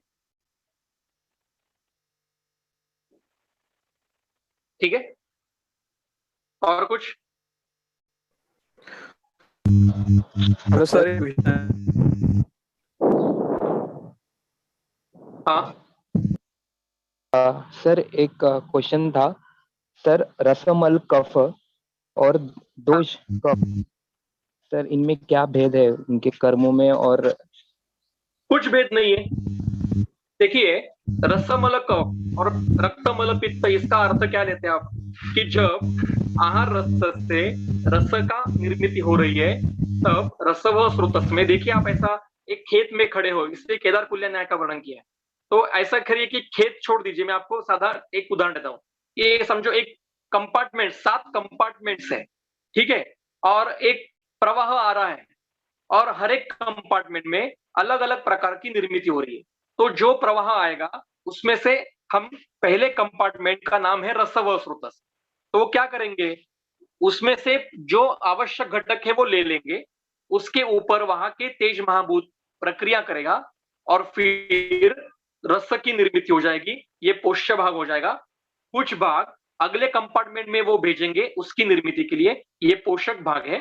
और एक उस प्रक्रिया में फिर से प्रवाहन में वो जो प्रवाह चल रहा है उसमें फिर से डाल दिया जाएगा उसको। मल मतलब क्या, वहां पे वो फिर से प्रवाहन में जा रहा है। तो रस की निर्मिति में पोष्य भाग रस है, पोषक भाग रक्त की तरफ जाता है जो रक्त की निर्मिति में कार्यभूत होता है, मदद करता है। और कुछ भाग फिर से प्रवाहन में आ जाता है, तो उस प्रक्रिया में मल स्वरूप है। मल मतलब त्याज्य नहीं है, उस प्रक्रिया में वो बाहर निकलता है। तो वो उसके ये जो परमाणु बाहर जाते हैं उनका पंचभौतिक स्वरूप जो है वो श्लेष्मा महाभूत के समान है, इसलिए उसको रस प्रक्रिया में मल स्वरूप श्लेष्मा कहा है। अब ये अगले कंपार्टमेंट में पोषक भाग गया, तो उसमें भी मूल प्रवाह से उसने कुछ भाग लिए, पिछले डिपार्टमेंट से एक पोषक भाग आया, वहां पे जो तेज महाभूत है उसको हमने रक्ताग्नि कहते हैं, वो प्रक्रिया करेगा इन सब पर।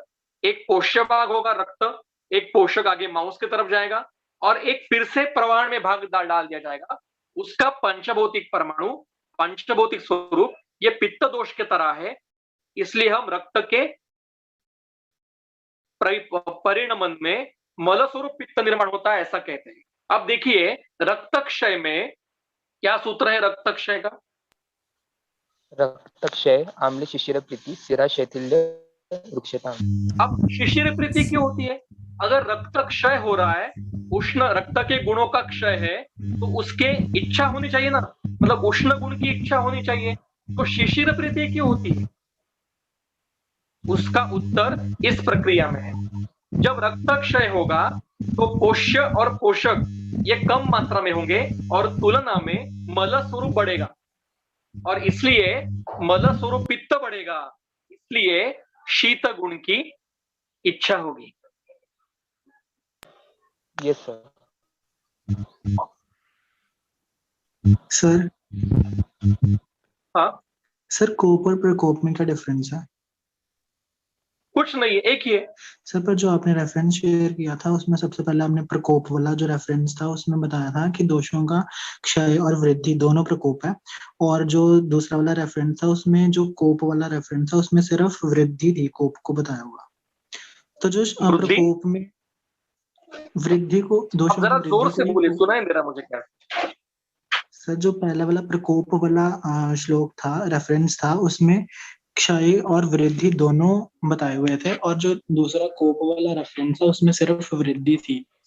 तो कुछ जो फर्क प्रकोप नहीं है। कुछ प्रकोप नहीं कोप शब्द को प्र उपसर्ग लगा है, प्रकर्षेण कोपयति इति प्रकोपः। और जहां पे देखिए कैसा है कि ग्रंथ ये कम से कम शब्दों में उपयोग करते हैं, विस्तार से नहीं करते हैं, विस्तार से नहीं करते हैं, कम से कम श्लोकों शब्दों में। इसलिए जहां पे उनको लगाना वो उसमें बैठ गया, उन्होंने प्र शब्द लगा दिया, जहां पे नहीं जरूरत थी उन्होंने कोप, उसमें ज्यादा विशेष कुछ अंतर नहीं। सर हेलो सर, उसमें क्षय तो क्षय कैसे हो रहा है? मतलब वृद्धि तो दोषों की समझ आती है, बट क्षय को प्रकोप कैसे? यही तो मैं बता रहा हूँ, यही तो मैं बता रहा हूँ कि वृद्धि मतलब प्रकोप नहीं है, क्षय ये भी प्रकोप है सर। वो कैसे? और वो अक्षय पूर्वक प्रकोप है।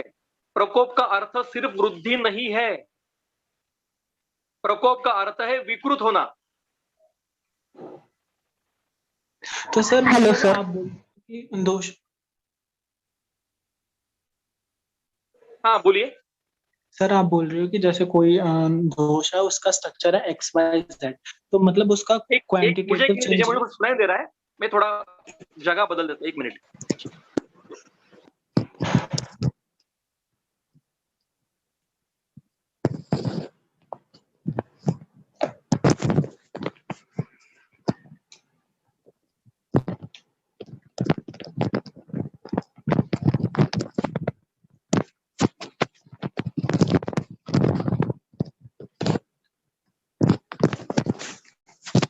हाँ बोलिए सर, बोलिए। सर जैसे आप बोल रहे हो कि कोई स्ट्रक्चर है, कोई दोष है, समझ लो वाद दोष है और उसका स्ट्रक्चर है XYZ, तो आप बोल रहे हो सिर्फ उसमें अगर उसमें क्वालिटेटिव और क्वांटिटेटिव दो तरह के चेंजेस होते हैं, तो अगर जो आपकी वाली डेफिनेशन है प्रकोप की, उससे तो सिर्फ क्वालिटेटिव चेंज ये मिलेगा मेरी दोषों नहीं में, है, क्वांटिटेटिव चेंज। ये मेरी अगर नहीं है, ग्रंथकार क्वांटिटेटिव बट अगर क्वांटिटेटिव चेंज देखें तो उसमें फिर क्षय को प्रकोप कैसे बोलेंगे अगर क्वांटिटेटिव चेंज देखें तो? कैसे, मतलब क्या कफ के शीत गुण में क्षय नहीं हो सकता कभी? कफ के एक शीत गुण में तो क्षय हो गया, तो फिर वो तो क्वालिटेटिव चेंज हो गया ना उसमें। हाँ फिर मतलब उसके मान में तो वृद्धि नहीं होगी ना कफ के, मतलब 5 लीटर कफ है अगर शरीर में, तो वो 5 लीटर ही रहेगा ना। ऐसा कैसे कह सकते हो आप? देखिए, प्रमेह में सभी दोषों को क्षय होता है। आप संप्रप्ति पढ़िए प्रमेय की, सब मूत्र के मार्ग से सब बाहर चले जाते हैं। राजयक्ष्मा में, क्षतक क्षीण में सब दोष धातु मल का क्षय हो जाता है। वो द्रव्यता भी होता है, सिर्फ गुणतः क्षय वृद्धि नहीं है, द्रव्यता भी होती है। क्या पांडु में रक्त का क्षय द्रव्यता नहीं होता, सिर्फ गुणतः होता है। सर वो जो आप प्रमेय का जैसे एग्जांपल बोल रहे हो उसमें वो पहले प्रकोप होएगा दोषों का, तो फिर वो उनका वजन शरीर से। अरे मेरे भाई, प्रकोप का अर्थ विकृति है, मैं वही तो संदर्भ बता रहा हूं। सिर्फ वृद्धि ये प्रकोप नहीं है, वो तो है ही, पर कभी कभी क्षय भी होता है, वो भी प्रकोप ही है। अगर ऐसा होता तो दोषों के जो 63 भेद दिए हैं उसमें से 25 भेद दोष वृद्धि के हैं, 25 भेद दोष क्षय के भी है, तो वो प्रकार क्यों बताए? मतलब जो आप यहाँ पे प्रकोप में क्षय का टाइप बोल रहे हो, वो क्षय उसके गुणों में कमी आना, वो वाला क्षय है, इस उसके प्रमाण में कमी आना नहीं, द्रव्यतः भी, द्रव्यतः, कर्म गुणतः, कर्मतः, क्वालिटेटिव, क्वांटिटेटिव और फंक्शनली, तीनों प्रकार से वृद्धि भी हो सकती है और क्षय भी हो सकता है। ये दो अलग अलग प्रकार की संप्राप्ति है। प्रमेह ये दोष क्षय की संप्राप्ति है, राजयक्ष्मा, क्षतक क्षीण, शोष ये दोष क्षय की संप्राप्ति है। 25 प्रकार दिए हैं दोष क्षय के सभी ग्रंथकारों ने। तो फिर उधर प्रकोप वाला शब्द क्यों नहीं यूज करते? तो ऐसे कह दें कि दोष प्रकोप हो गया, क्षय स्वरूप प्रकोप है, क्षय स्वरूप प्रकोप है। क्षय पूर्व प्रकोप। हाँ, प्रकोप का अर्थ सिर्फ वृद्धि नहीं है, वो तो है ही, क्षय भी है। Thank you. ये थोड़ा समझने में समय आता है, आप ग्रंथ पढ़िए फिर से। मैं और एक बार आपको एक्सप्लेन करना चाहूंगा। अगर अभी समय, अभी 6:30 बज गए हैं, आपको समय, मुझे तो समय है, मैं बोल सकता हूँ, आप बताइए आपको कितना समय है। पर प्रकोप, क्षय ये भी प्रकोप है, और जैसे वृद्धि की संप्राप्ति होती है उसी प्रकार से क्षय की भी संप्राप्ति होती है, पर उसकी संप्राप्ति का जो प्रकार होता है वो अलग पद्धति से होता है। दोषों का, धातुओं का क्षय होता है, वो द्रव्यता भी होता है, वो गुणता भी होता है, वो कर्मता भी होता है। मुझे बताइए, पक्षाघात ये वायु की वृद्धि है या क्षय है?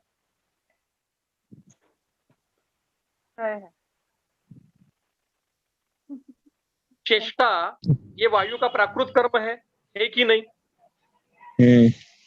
तो पक्षाघात में चेष्टा नाश हो रहा है, तो ये वृद्धि है या क्षय है? क्षय है। फिर बस वही कंफ्यूजन हो जाती है ना, क्योंकि टेक्स्ट में भी फिर देता है इस क्षय को प्रकोप के नाम से नहीं ना यूज किया हुआ, तो फिर वही कंफ्यूजन हो जाती है कि ये क्षय मतलब क्या कंफ्यूजन है? मैं आपको इसके संदर्भ बता रहा हूँ। शब्द से क्षय और वृद्धि दोनों को लेना चाहिए। मैं आपको और ऐसे 10 संदर्भ दिखा सकता हूँ। उन्होंने क्षय को भी प्रकोप कहा है, अरुण दत्त ने उसको अक्षय पूर्वक प्रकोप कहा है। Okay sir. Hello sir. हाँ हेलो सर। स्टार्टिंग में सर लेक्चर के स्टार्टिंग में बोला था कि वात, पित्त और कफ ये अपने आप में फिजिकल एंटिटीज हैं, तो सर हम क्या देख सकते हैं वात, पित्त और कफ को? मैंने ऐसा नहीं कहा कि फिजिकल एंटिटी है, ये सिर्फ फिजिकल एंटिटी नहीं है, ये एनाटॉमिकल भी है। मेरा वाक्य फिर से सुनिए, मैंने ऐसा कहा था कि कई लोग ऐसा कहते हैं कि ये तो इमेजिनरी है, ये तो फिजियोलॉजिकल कंडीशन क्राइटेरिया कुछ कल्पना है। ऐसा नहीं है। दोष ये शारीर भाव है, उसमें से सिर्फ वायु ये अव्यक्त है, पित्त और श्लेष्मा ये व्यक्त है। ओके, तो सर क्या हम देख सकते हैं पित्त और श्लेष्मा को? क्यों, आपने वमन देखा नहीं कभी? जी नहीं सर, एक्चुअली सर मैं स्टूडेंट वीरेशन देखिए, तो वमन देखिए, एक बार वमन देखिए, एक बार वीरेशन देखिए, या फिर किसी को जब छर्दी आती है तो छर्दी देखिए, जब किसी को अतिसार होता है तो अतिसार जाके देखिए, मल देखिए, उसमें आपको पित्त और श्लेष्मा दिखाई देगा। और वायु कर्म से दिखाई देता है, कर्म से व्यक्त है वो। Okay okay, thank you sir. Sir एक और जैसे वो षट क्रिया काल है, संचय प्रकोप प्रसर स्थान संशय वगैरह सब में, तो फिर अगर संचय होता है प्रकोप हो गया, अगर अभी प्रकोप अगर क्षयज प्रकोप हुआ है तो फिर प्रसर तो होगा ही नहीं उन दोषों का। क्यों नहीं होगा? प्रसर होता है, क्योंकि क्षय भी तीर्थ घूमते हैं शरीर में। क्षीण दोष भी ऐसे हुआ, क्षीण हो गए मतलब एक जगह पे पड़े हैं ऐसा नहीं है, उनको लीन दोष कहते हैं। जो दोष शरीर में कहीं पे एक जगह पे पड़े रहते हैं उनको लीन दोष कहा जाता है। वो दोषों की अलग प्रकार की विकृति है। क्षय मतलब द्रव्यता कर्मता अपना क्षीण होना, और उनकी गति है। क्षय एक प्रकार की दोषों की गति है, भूलिए मत। और ये जो षट क्रिया काल है ये बिल्कुल ऐसे क्रमशः नहीं होते हैं, ये ऐसे क्रमशः होने की अवस्था नहीं है। ये क्रिया काल है। क्रिया मतलब चिकित्सा। जब हमारे सामने रुग्ण आता है तो वो इन 6 अवस्थाओं में से कौन सी अवस्था में है उसका परीक्षण बताया है, वो चेक करके फिर आपको समझना है कि अभी संचय अवस्था में है या प्रसर अवस्था में है या प्रकोप अवस्था में है, उसके प्रकार आप चिकित्सा करिए। ये ऐसे क्रमशः फिर क्षय होगा, फिर प्रकोप होगा, फिर प्रशम, ऐसा नहीं है। Okay, thank you. दिमाग से निकाल दीजिए, ये क्रिया काल है, शब्द में ही दिया है, चिकित्सा करने के काल है ये।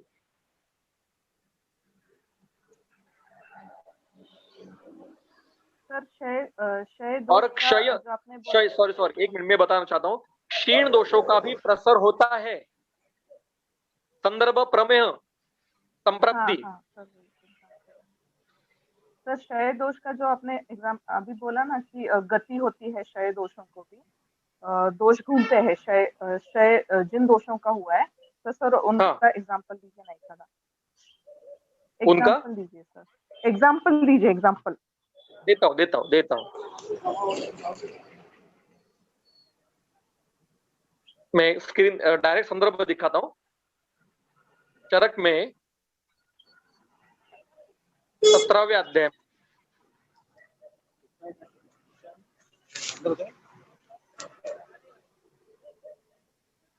देखिए यहाँ पे क्या कहते हैं वो, यहाँ पे दोषों के भेद बताए हैं। तो वो क्या कहते हैं, देखिए सूत्र 43 देखिए, यथा वृद्धैः तथा क्षीणैः दोषैः स्यु 25। जितने दोष वृद्धि के 25 भेद है उतने ही दोष क्षय के भी 25 भेद है।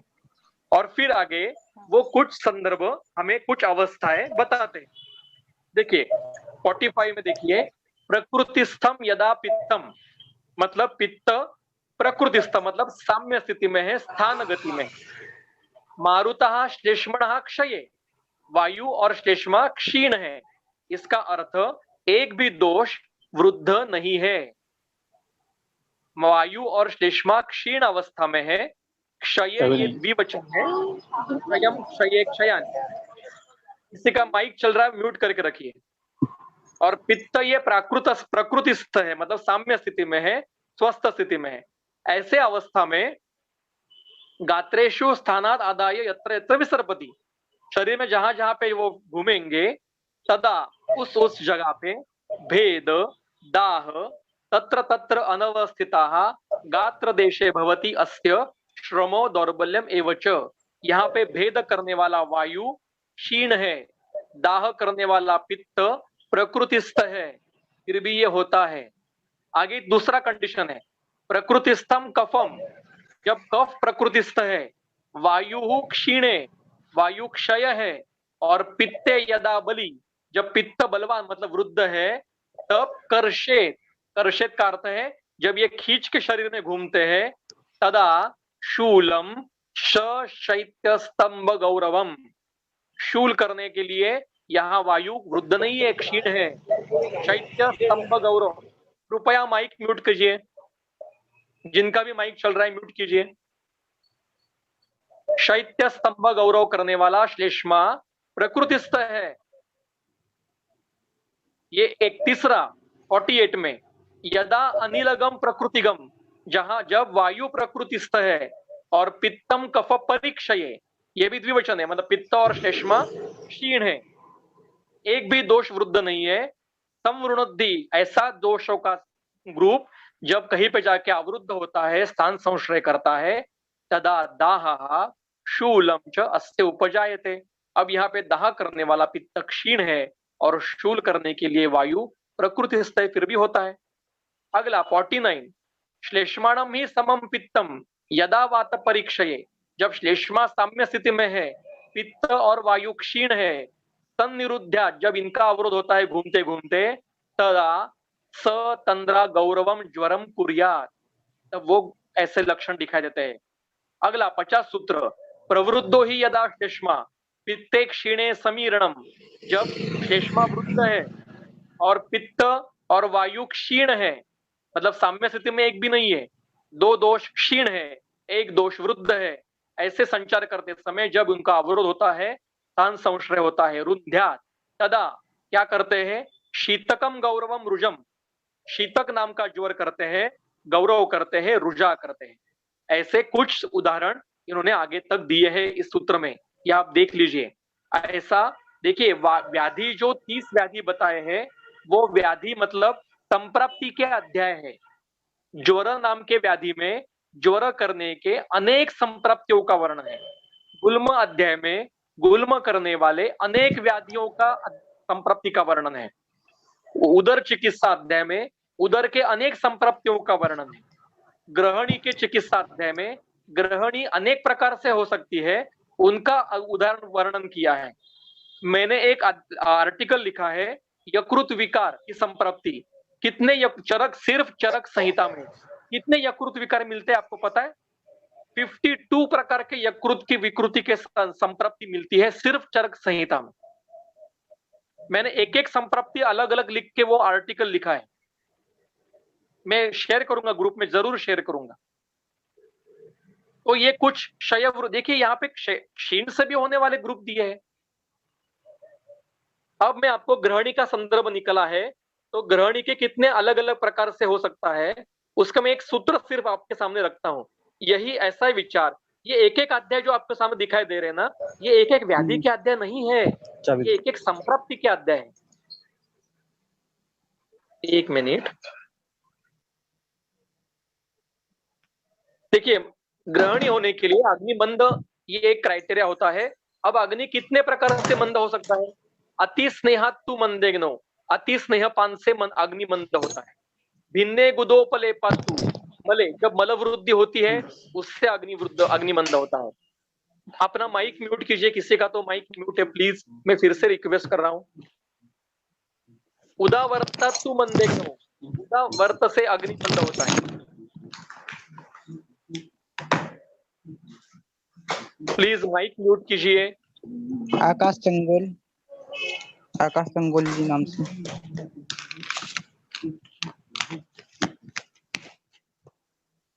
दोष वृद्ध्या तु मंदेग्नो, दोष वृद्धि से भी मंदे, यहाँ पे स्पेसिफिक वृद्धि दिया है, दोष वृद्धि से अग्नि मंद होता है।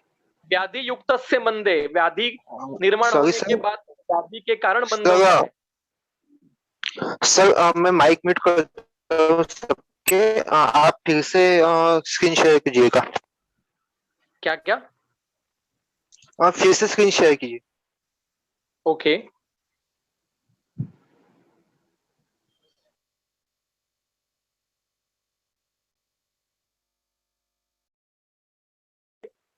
Make me host.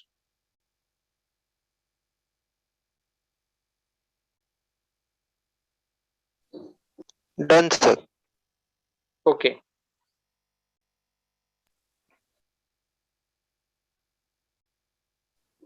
उपवास से भी मंद अग्नि होता है। देखिए, उपवासाच्च मंदेग्नो, अन्नाव पीड़ितम मंदेग्नो, अन्न से पीड़ित होने के बाद भी अग्नि, अति अन्न सेवन करने से भी मंद अग्नि होता है।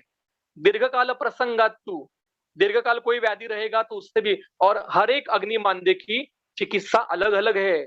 अति स्नेहपान से अग्नि मंद है तो आपको चूर्ण अरिष्ट आसव करना है। भिन्न गुदोपलेप से है तो आपको तैल सूरा आसव देने हैं। उदावर्त से अग्निमंद है तो आपको निरूह स्नेह बस्ती देने हैं। दोष वृद्धि से अग्निमंद है तो दोषों का शोधन करना है। व्याधि युक्त से अग्निमंद है तो आपको सर्पी देना है। उपवास से अग्निमंद है तो आपको यवागु में घृत डाल के देना है। अन्नाव पीड़ित से अग्निमंद है तो आपको उस प्रकार की चिकित्सा। देखिए, अग्निमंद होने के कई प्रकार है, उसकी चिकित्सा अलग अलग है। आजकल हम अग्निमांदे होता है तो क्या देते हैं? दाढ़ी मस्तक, सबको दाढ़ी मस्तक, सबको सूट शेकर, सबको हिंगवाष्टक। ये आयुर्वेद चिकित्सा नहीं है। सबको अग्नि कुमार, सबको क्या अग्नि के जो कोई भी है ना कल्प, ये आयुर्वेदिक चिकित्सा नहीं है। आपको हेतु ढूंढने हैं, किस हेतु से हुआ है, किस कारण से हुआ है, फिर और उसमें दोषों का क्षय वृद्धि कौन सी अवस्था है, कौन से गुण का क्षय है, कौन से गुण की वृद्धि है, फिर चिकित्सा आगे करनी है। यह आयुर्वेद है। सिर्फ कल्प और वनस्पतियों का वर्णन मतलब आयुर्वेद नहीं है।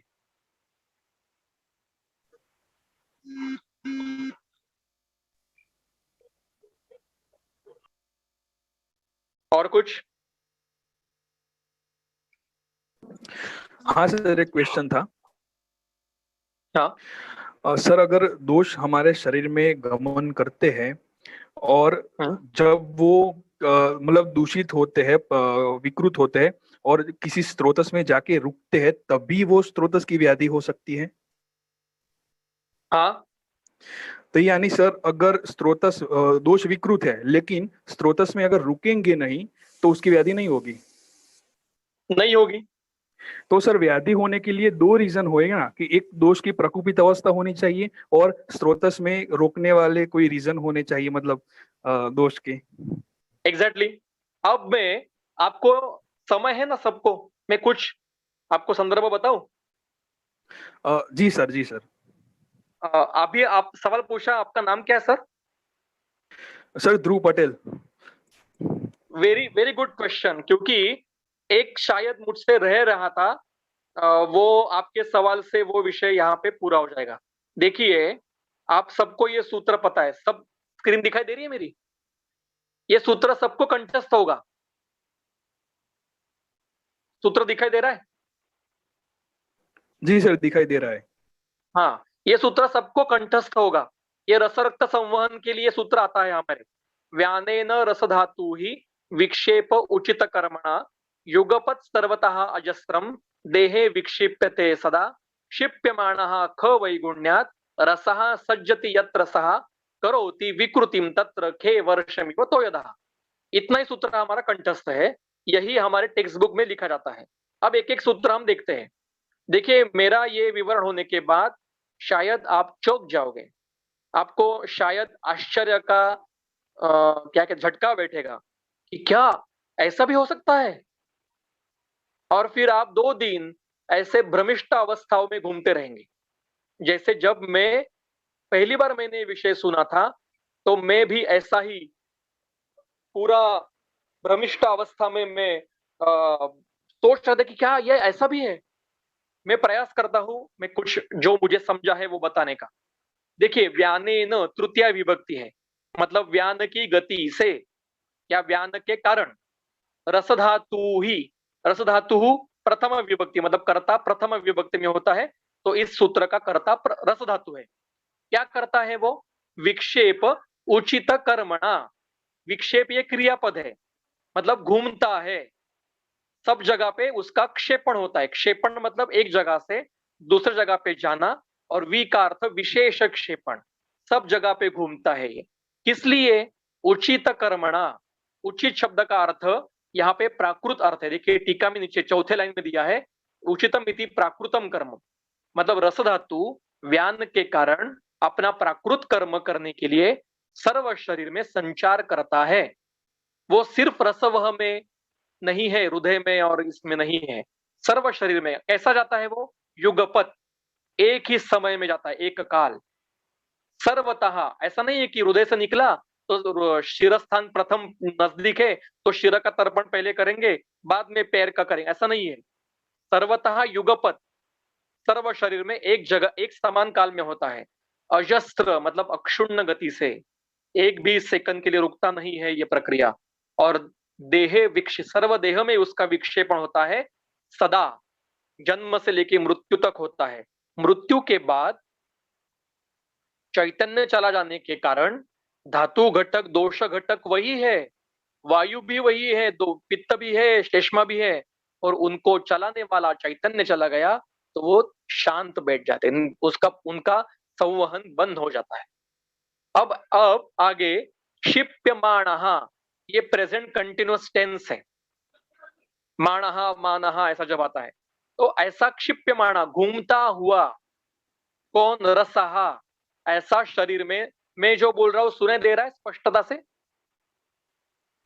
जी सर, सुनाई दे रहा है। यस यस ऐसा घूमता हुआ शरीर में युगपत सर्वतः अजस्रम, ऐसा शरीर में संचार करता हुआ जो रस धातु है वो ख वैगुण्यात, जहां पे भी स्रोतो वैगुण्य होता है वहां पे, यत्र जहां पे ये ख वैगुण्य है, सहा तत्र सज्जति, वहां पे उसका संग हो जाता है। और तत्र विकृतिम करोति, जिस स्रोतस में ये रुक जाता है रस, वहां पे वो रस प्रदोषज विकार निर्माण करता है। अब आप मुझे बताइए, यहाँ पे ख वैगुण्य के कारण रुकने वाला रस ये प्राकृत है या विकृत है? प्राकृत है। फिर भी ये रस प्रदोषज विकार निर्माण कर सकता है ख वैगुण्य के कारण, क्योंकि वो रुक गया है। उसके लिए उन्होंने एक उपमा दी है, जैसे खे वर्षम इव तोयदाह, खे मतलब सप्तमी विभक्ति है, ख मतलब आकाश, सप्तमी विभक्ति है। आकाश में वर्षम इवम बरसते हैं, कौन? तोयदाह, बादल। आपने लगान देखी होगी, शुरुआत में घनन घनन गिराई बदरा में बादल आते हैं पर रुकते नहीं है, चले जाते हैं। लोगों को लगता है कि अभी बारिश हो जाएगी, बादल रुकते नहीं है तो वो आगे चले जाते हैं, बारिश होती नहीं बारिश। और जब लास्ट सीन में क्रिकेट की मैच खत्म हो जाती है, फिर से बादल आते हैं और उनको रुकावट करने के लिए शायद कुछ कारण है, इसलिए वो बारिश कर देते हैं वहां। जब आकाश में बादलों को रुकावट है तो वहां पे वो बरसते हैं, अगर रुकावट नहीं है तो आगे चले जाते हैं। बादलों में विकृति होनी चाहिए ऐसा कुछ जरूरी नहीं है, रुकना ये विकृति है। अब यहाँ पे हाँ बोलिए।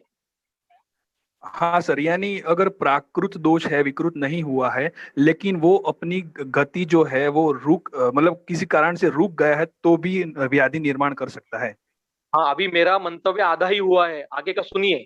हाँ, yes yes yes yes yes. यहाँ पे सिर्फ रस धातु का वर्णन है, इसको तंत्रयुक्ति लगाएंगे हेत्वर्थ, और यही वर्णन व्यानेन रक्त धातु ही, व्यानेन मांस धातु ही, व्यानेन अस्थि धातु ही, व्यानेन, ये देखिए अस्थि मतलब सिर्फ बोन्स नहीं है, अस्थि धातु ये परमाणु स्वरूप में शरीर में घूमता है।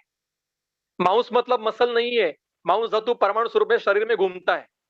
ताति धातु शरीर में संचारी अवस्था में है, ये सभी का वर्णन इसमें है।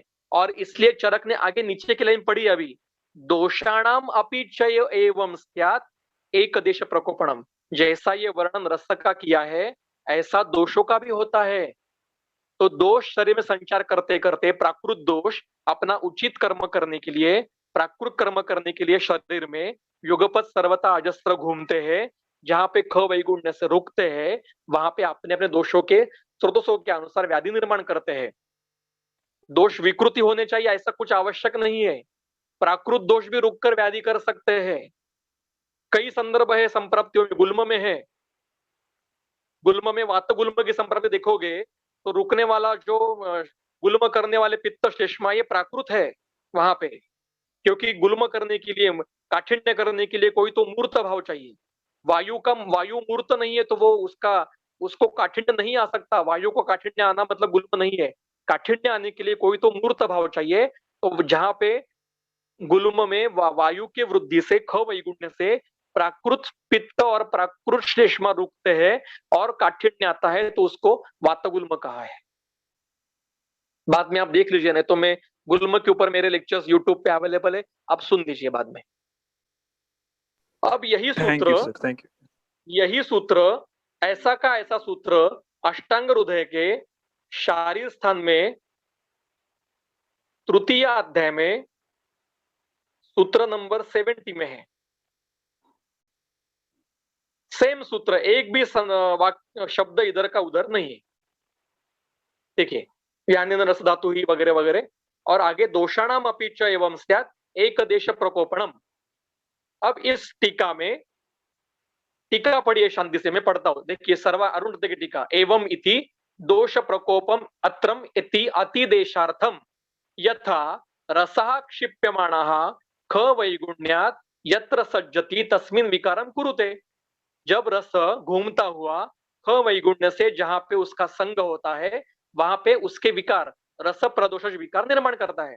एवं अनेन न्यायेन, या इसी प्रकार से, दोषाणाम अपि, दोषों का भी, वातादीनाम व्यानेन विक्षिप्यमाणानाम, दोषों का भी व्यान के कारण विक्षेपण होते होते जब वो प्राकृत होते हैं तभी भी एक देश प्रकोप विकार करण होता है। अतएव सिद्म दद्रुष्वयथा देव एक देश, सिद्म दद्रु आदि व्याधि ऐसे प्राकृत दोषों से भी हो सकते हैं। एवं, अगला वाक्य ज्यादा महत्व का है। एवं क्षेप्याणाम, क्षेप्याणाम मतलब घूमते हुए करने वालों का, सप्तमी षष्ठी बहुवचन है। स्वभावस्थानाम, जो अपने स्वभाव स्थान में प्राकृत अवस्था में है, ऐसे दोषों को भी अस्वातंत्रात् विकारकारित्वम भवति। स्वभाव स्थान से होने वाले दोषों का भी ऐसा अगर संग हुआ तो उनसे भी, उन दोषों के, उन स्रोतों के अनुसार विविध प्रकार के व्याधि उत्पन्न हो सकते हैं। इसलिए हमें क्या करना है, हमें हेतु ढूंढने पड़ते हैं और दोषों की अवस्था देखनी पड़ती है कि रुकने वाले, व्याधि करने वाले दोष विकृत है या प्राकृत है। फिर वो क्षीण है या देश प्रकोपण मतलब, एक देश मतलब एक प्रकार से, सभी जगह पे ऐसा ही होगा ऐसा नहीं है। कभी कभी दोषों की विकृति इस प्रकार से भी हो सकती है कि प्राकृत दोष भी रुक गए तो भी व्याधि कर सकते हैं। एक देश मतलब एक प्रकार, ये तंत्र युक्ति है, प्रदेश तंत्र युक्ति। मतलब एक ही वात व्याधि एक ही प्रकार से होगा ऐसा नहीं है, उधर एक ही प्रकार से होगा ऐसा नहीं है। विकृत दोष रुकने पर भी उधर हो सकता है। सुनिए, विकृत दोष रुकने पर भी व्याधि होता है, प्राकृत दोष रुकने पर भी व्याधि हो सकता है। दोनों की संप्रति अलग है, चिकित्सा अलग है। इस प्रकार से भी व्याधि हो सकता है। सर, जो प्राकृत दोष विकृति करेंगे तो उसमें संचय प्रकोप नहीं होगा ना? होगा, क्यों नहीं होगा? क्यों नहीं होगा? अच्छा, पूरा होगा। अच्छा, हाँ ठीक है। तो कैसे करेंगे? किसी भी प्रकार की विकृति मतलब प्रकोप है। प्रकोप मतलब सिर्फ वृद्धि नहीं, क्षय ये भी विकृत प्रकोप है। किसी भी प्रकार की विकृति होना मतलब, देखिए कृमि के कारण जो व्याधि होता है, क्या वहां पे क्षय होता है, वृद्धि होती है, क्या होता है? अलग ही प्रकार की विकृति है वो। इसलिए वो विमर्श स्थान में लिखी है, चिकित्सा स्थान में नहीं लिखी है, क्योंकि वो विशेष है। वो ना क्षय है ना वृद्धि है, वो अन्य प्रकार की विकृति है। इसलिए अष्टांग हृदय में अरुण रत्न टीका लिखी है, रूप हानि, रूप वृद्धि, रूपांतरणम, ऐसे 3 प्रकार की विकृति बताई है।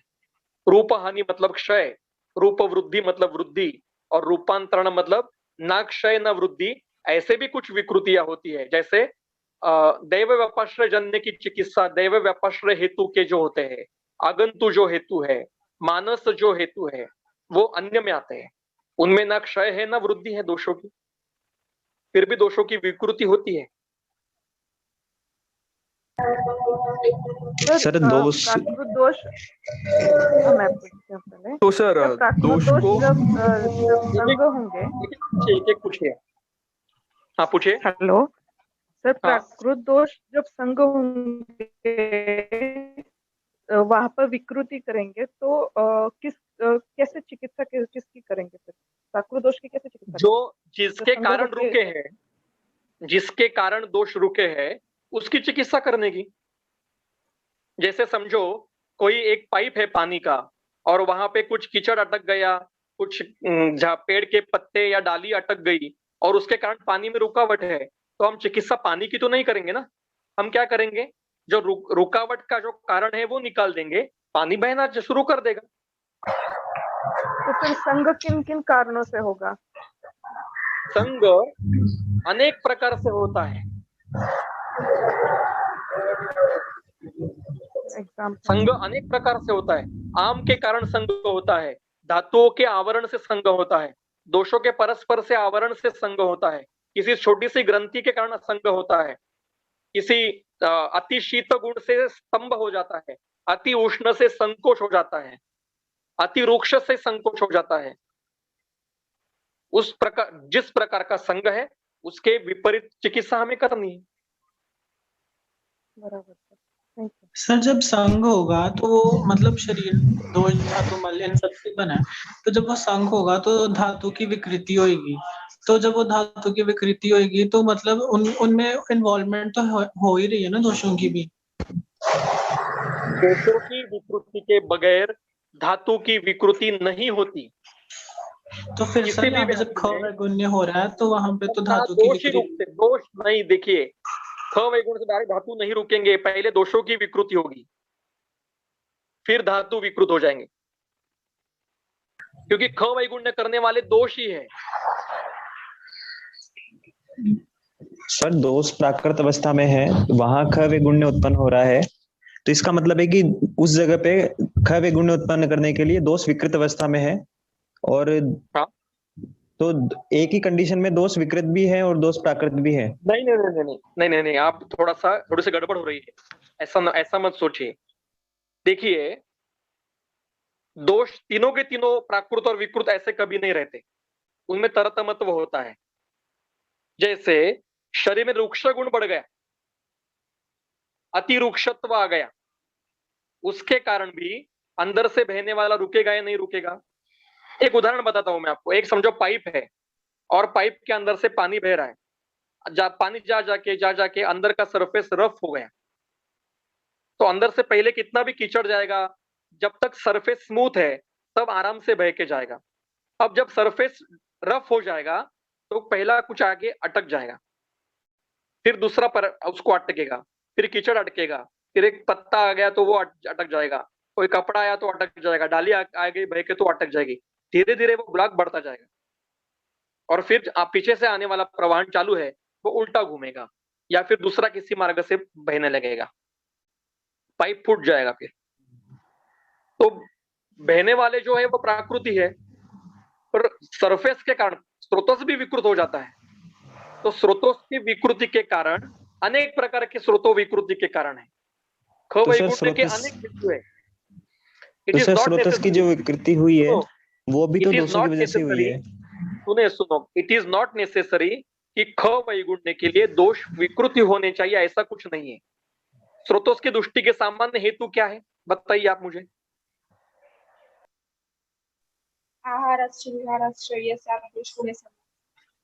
यस, धातुर्विगुणश्चापि स्रोतसां स प्रदूषकः। मतलब जो आहार और जो विहार दोषों के गुणों के समान गुणों का है।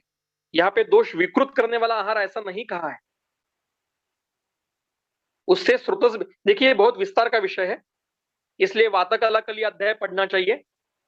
वातकलाकली अध्याय का मूलतः मेरा लेक्चर है यूट्यूब पे, वात व्याधि वात प्रकोप का अध्याय है। वो जब आप अध्याय समझेंगे तब आपको ख वैगुण्य आराम से समझ में आएगा। ये और 1 घंटे का विस्तार का विषय है, वात व्याधि वात प्रकोप। आप आराम से यूट्यूब पे पढ़िए, नहीं तो मैं फिर से कल आपको वात प्रकोप पढ़ाऊंगा, कोई प्रॉब्लम नहीं मुझे। अभी तक का विषय समझ में आ गया आपको? अभी तक का विषय समझ में आ गया? सर दोष नहीं है, दोषों की विकृति के कारण ही व्याधि होता है। प्राकृत दोष रुकने पर भी व्याधि होता है। दोषों का क्षय वृद्धि भी होती है। प्रकोप मतलब सिर्फ वृद्धि नहीं, प्रकोप मतलब क्षय भी है। ये आज के विषय पूरे समझ लीजिए। अब इसके ऊपर जो प्रश्न आएंगे उसका धीरे धीरे हम निराकरण करते जाएंगे। सर एक क्वेश्चन है। हाँ, ये आखिरी क्वेश्चन, सर इसके बाद हम आपने रुक जाएंगे। हाँ सर आपने कहा कि जो व्यान वायु है वो सभी दोषों को और धातु को सर्व शरीर में युगपत संचार कराता है। तो सर फिर वहां पे हमने देखा कि दोष साम्यावस्था में है और धातुओं में खवैगुण्य होने के कारण व्याधि उत्पन्न हो रहे। तो सर चरक ने विमान स्थान में जो रस प्रदोषक या बाकी धातु प्रदोषक की जो हेतु बताए। हाँ बोलिए।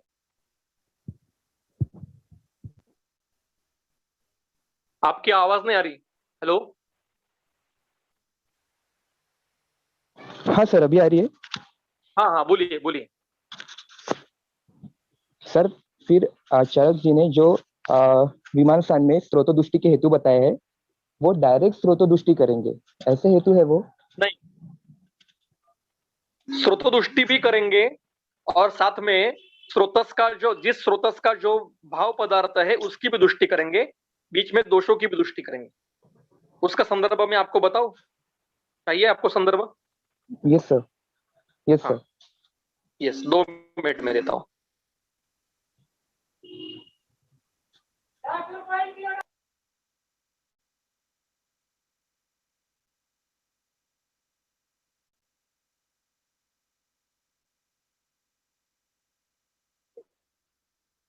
चरक संहिता विमान स्थान स्रोतो विमान अध्याय, उसमें 9 नंबर का सूत्र है।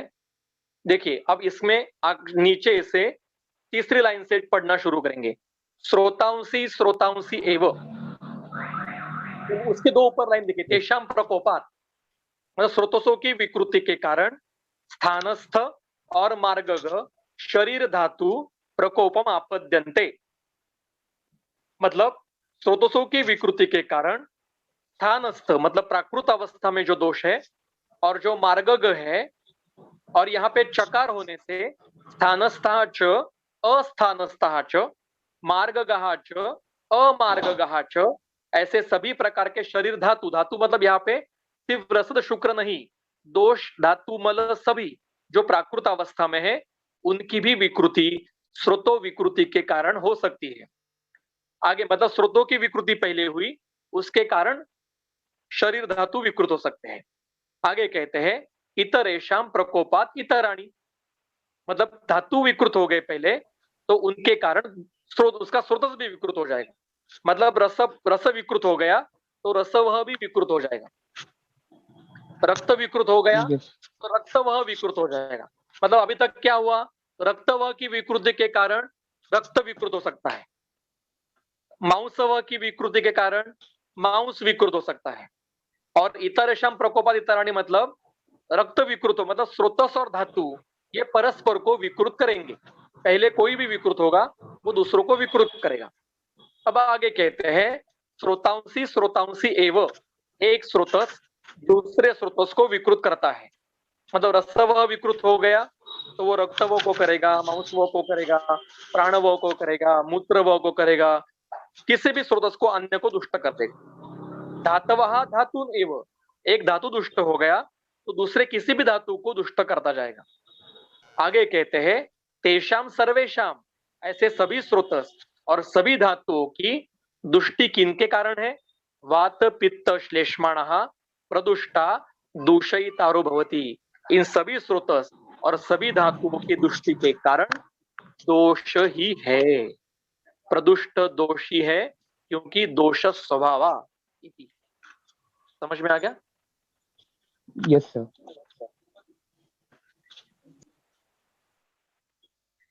ठीक है, आज यहाँ पे रुकेंगे। बहुत बहुत धन्यवाद। मेरे अल्पमति से मैंने उत्तर देने का प्रयास किया है। मैं फिर से एक बार आपको ये नम्र विनंती करता हूं कि मूल अध्ययन कीजिए, ग्रंथकारों का क्या कहना है वो समझिए, भाषांतर मत पढ़िए। कई बार भाषांतर गलत होता है, गलत भाषांतर होता है। मैं आपको ग्रुप में एक डालता हूं, ग्रुप में एक फोटो डालता हूं मैं कि सूत्र का टोटल ऑपोजिट भाषांतर किया है हिंदी में। बिल्कुल भाषांतर छोड़ दीजिए, मूल सूत्र डायरेक्ट पढ़िए और उसका अर्थ लगाने का प्रयास कीजिए। कुछ भी आपको बीच में कुछ भी प्रॉब्लम आ जाएगा, हम सब मिलके अध्ययन करके उसको सॉल्व कर दे जाएंगे, ठीक है। और भी आपके सवाल हो सकते हैं। अगर आपको कल भी छुट्टी है, मुझे छुट्टी है कल, तो कल हम इसका और आगे विषय आगे और बढ़ाते कोशिश करेंगे। बहुत बहुत धन्यवाद। कल रखते हैं फिर सर। हाँ, और मुझे आपके फीडबैक चाहिए, सिर्फ अच्छा है, ग्रेट है, थैंक यू वगैरह ऐसा नहीं, क्रिटिकल। आप भी वैद्य हो, मैं भी वैद्य हूँ, आप भी आयुर्वेद का अध्ययन कर रहे हैं, मैं भी अध्ययन कर रहा हूँ, तो आपको क्या लगता है वो विस्तार से मुझे बताइए। जो समझ में आ गया है वो भी बताइए, जो नहीं समझ में आ गया है वो भी बताइए, ठीक है। चलो, बहुत बहुत धन्यवाद। मुझे बहुत अच्छा लगता है ऐसे सब विद्यार्थी जुड़ते हैं तो, और कुछ अध्ययन होता है, इससे मेरा भी अध्ययन होता है, मेरे भी विषय और पक्के होते जाते हैं। Thank you very much.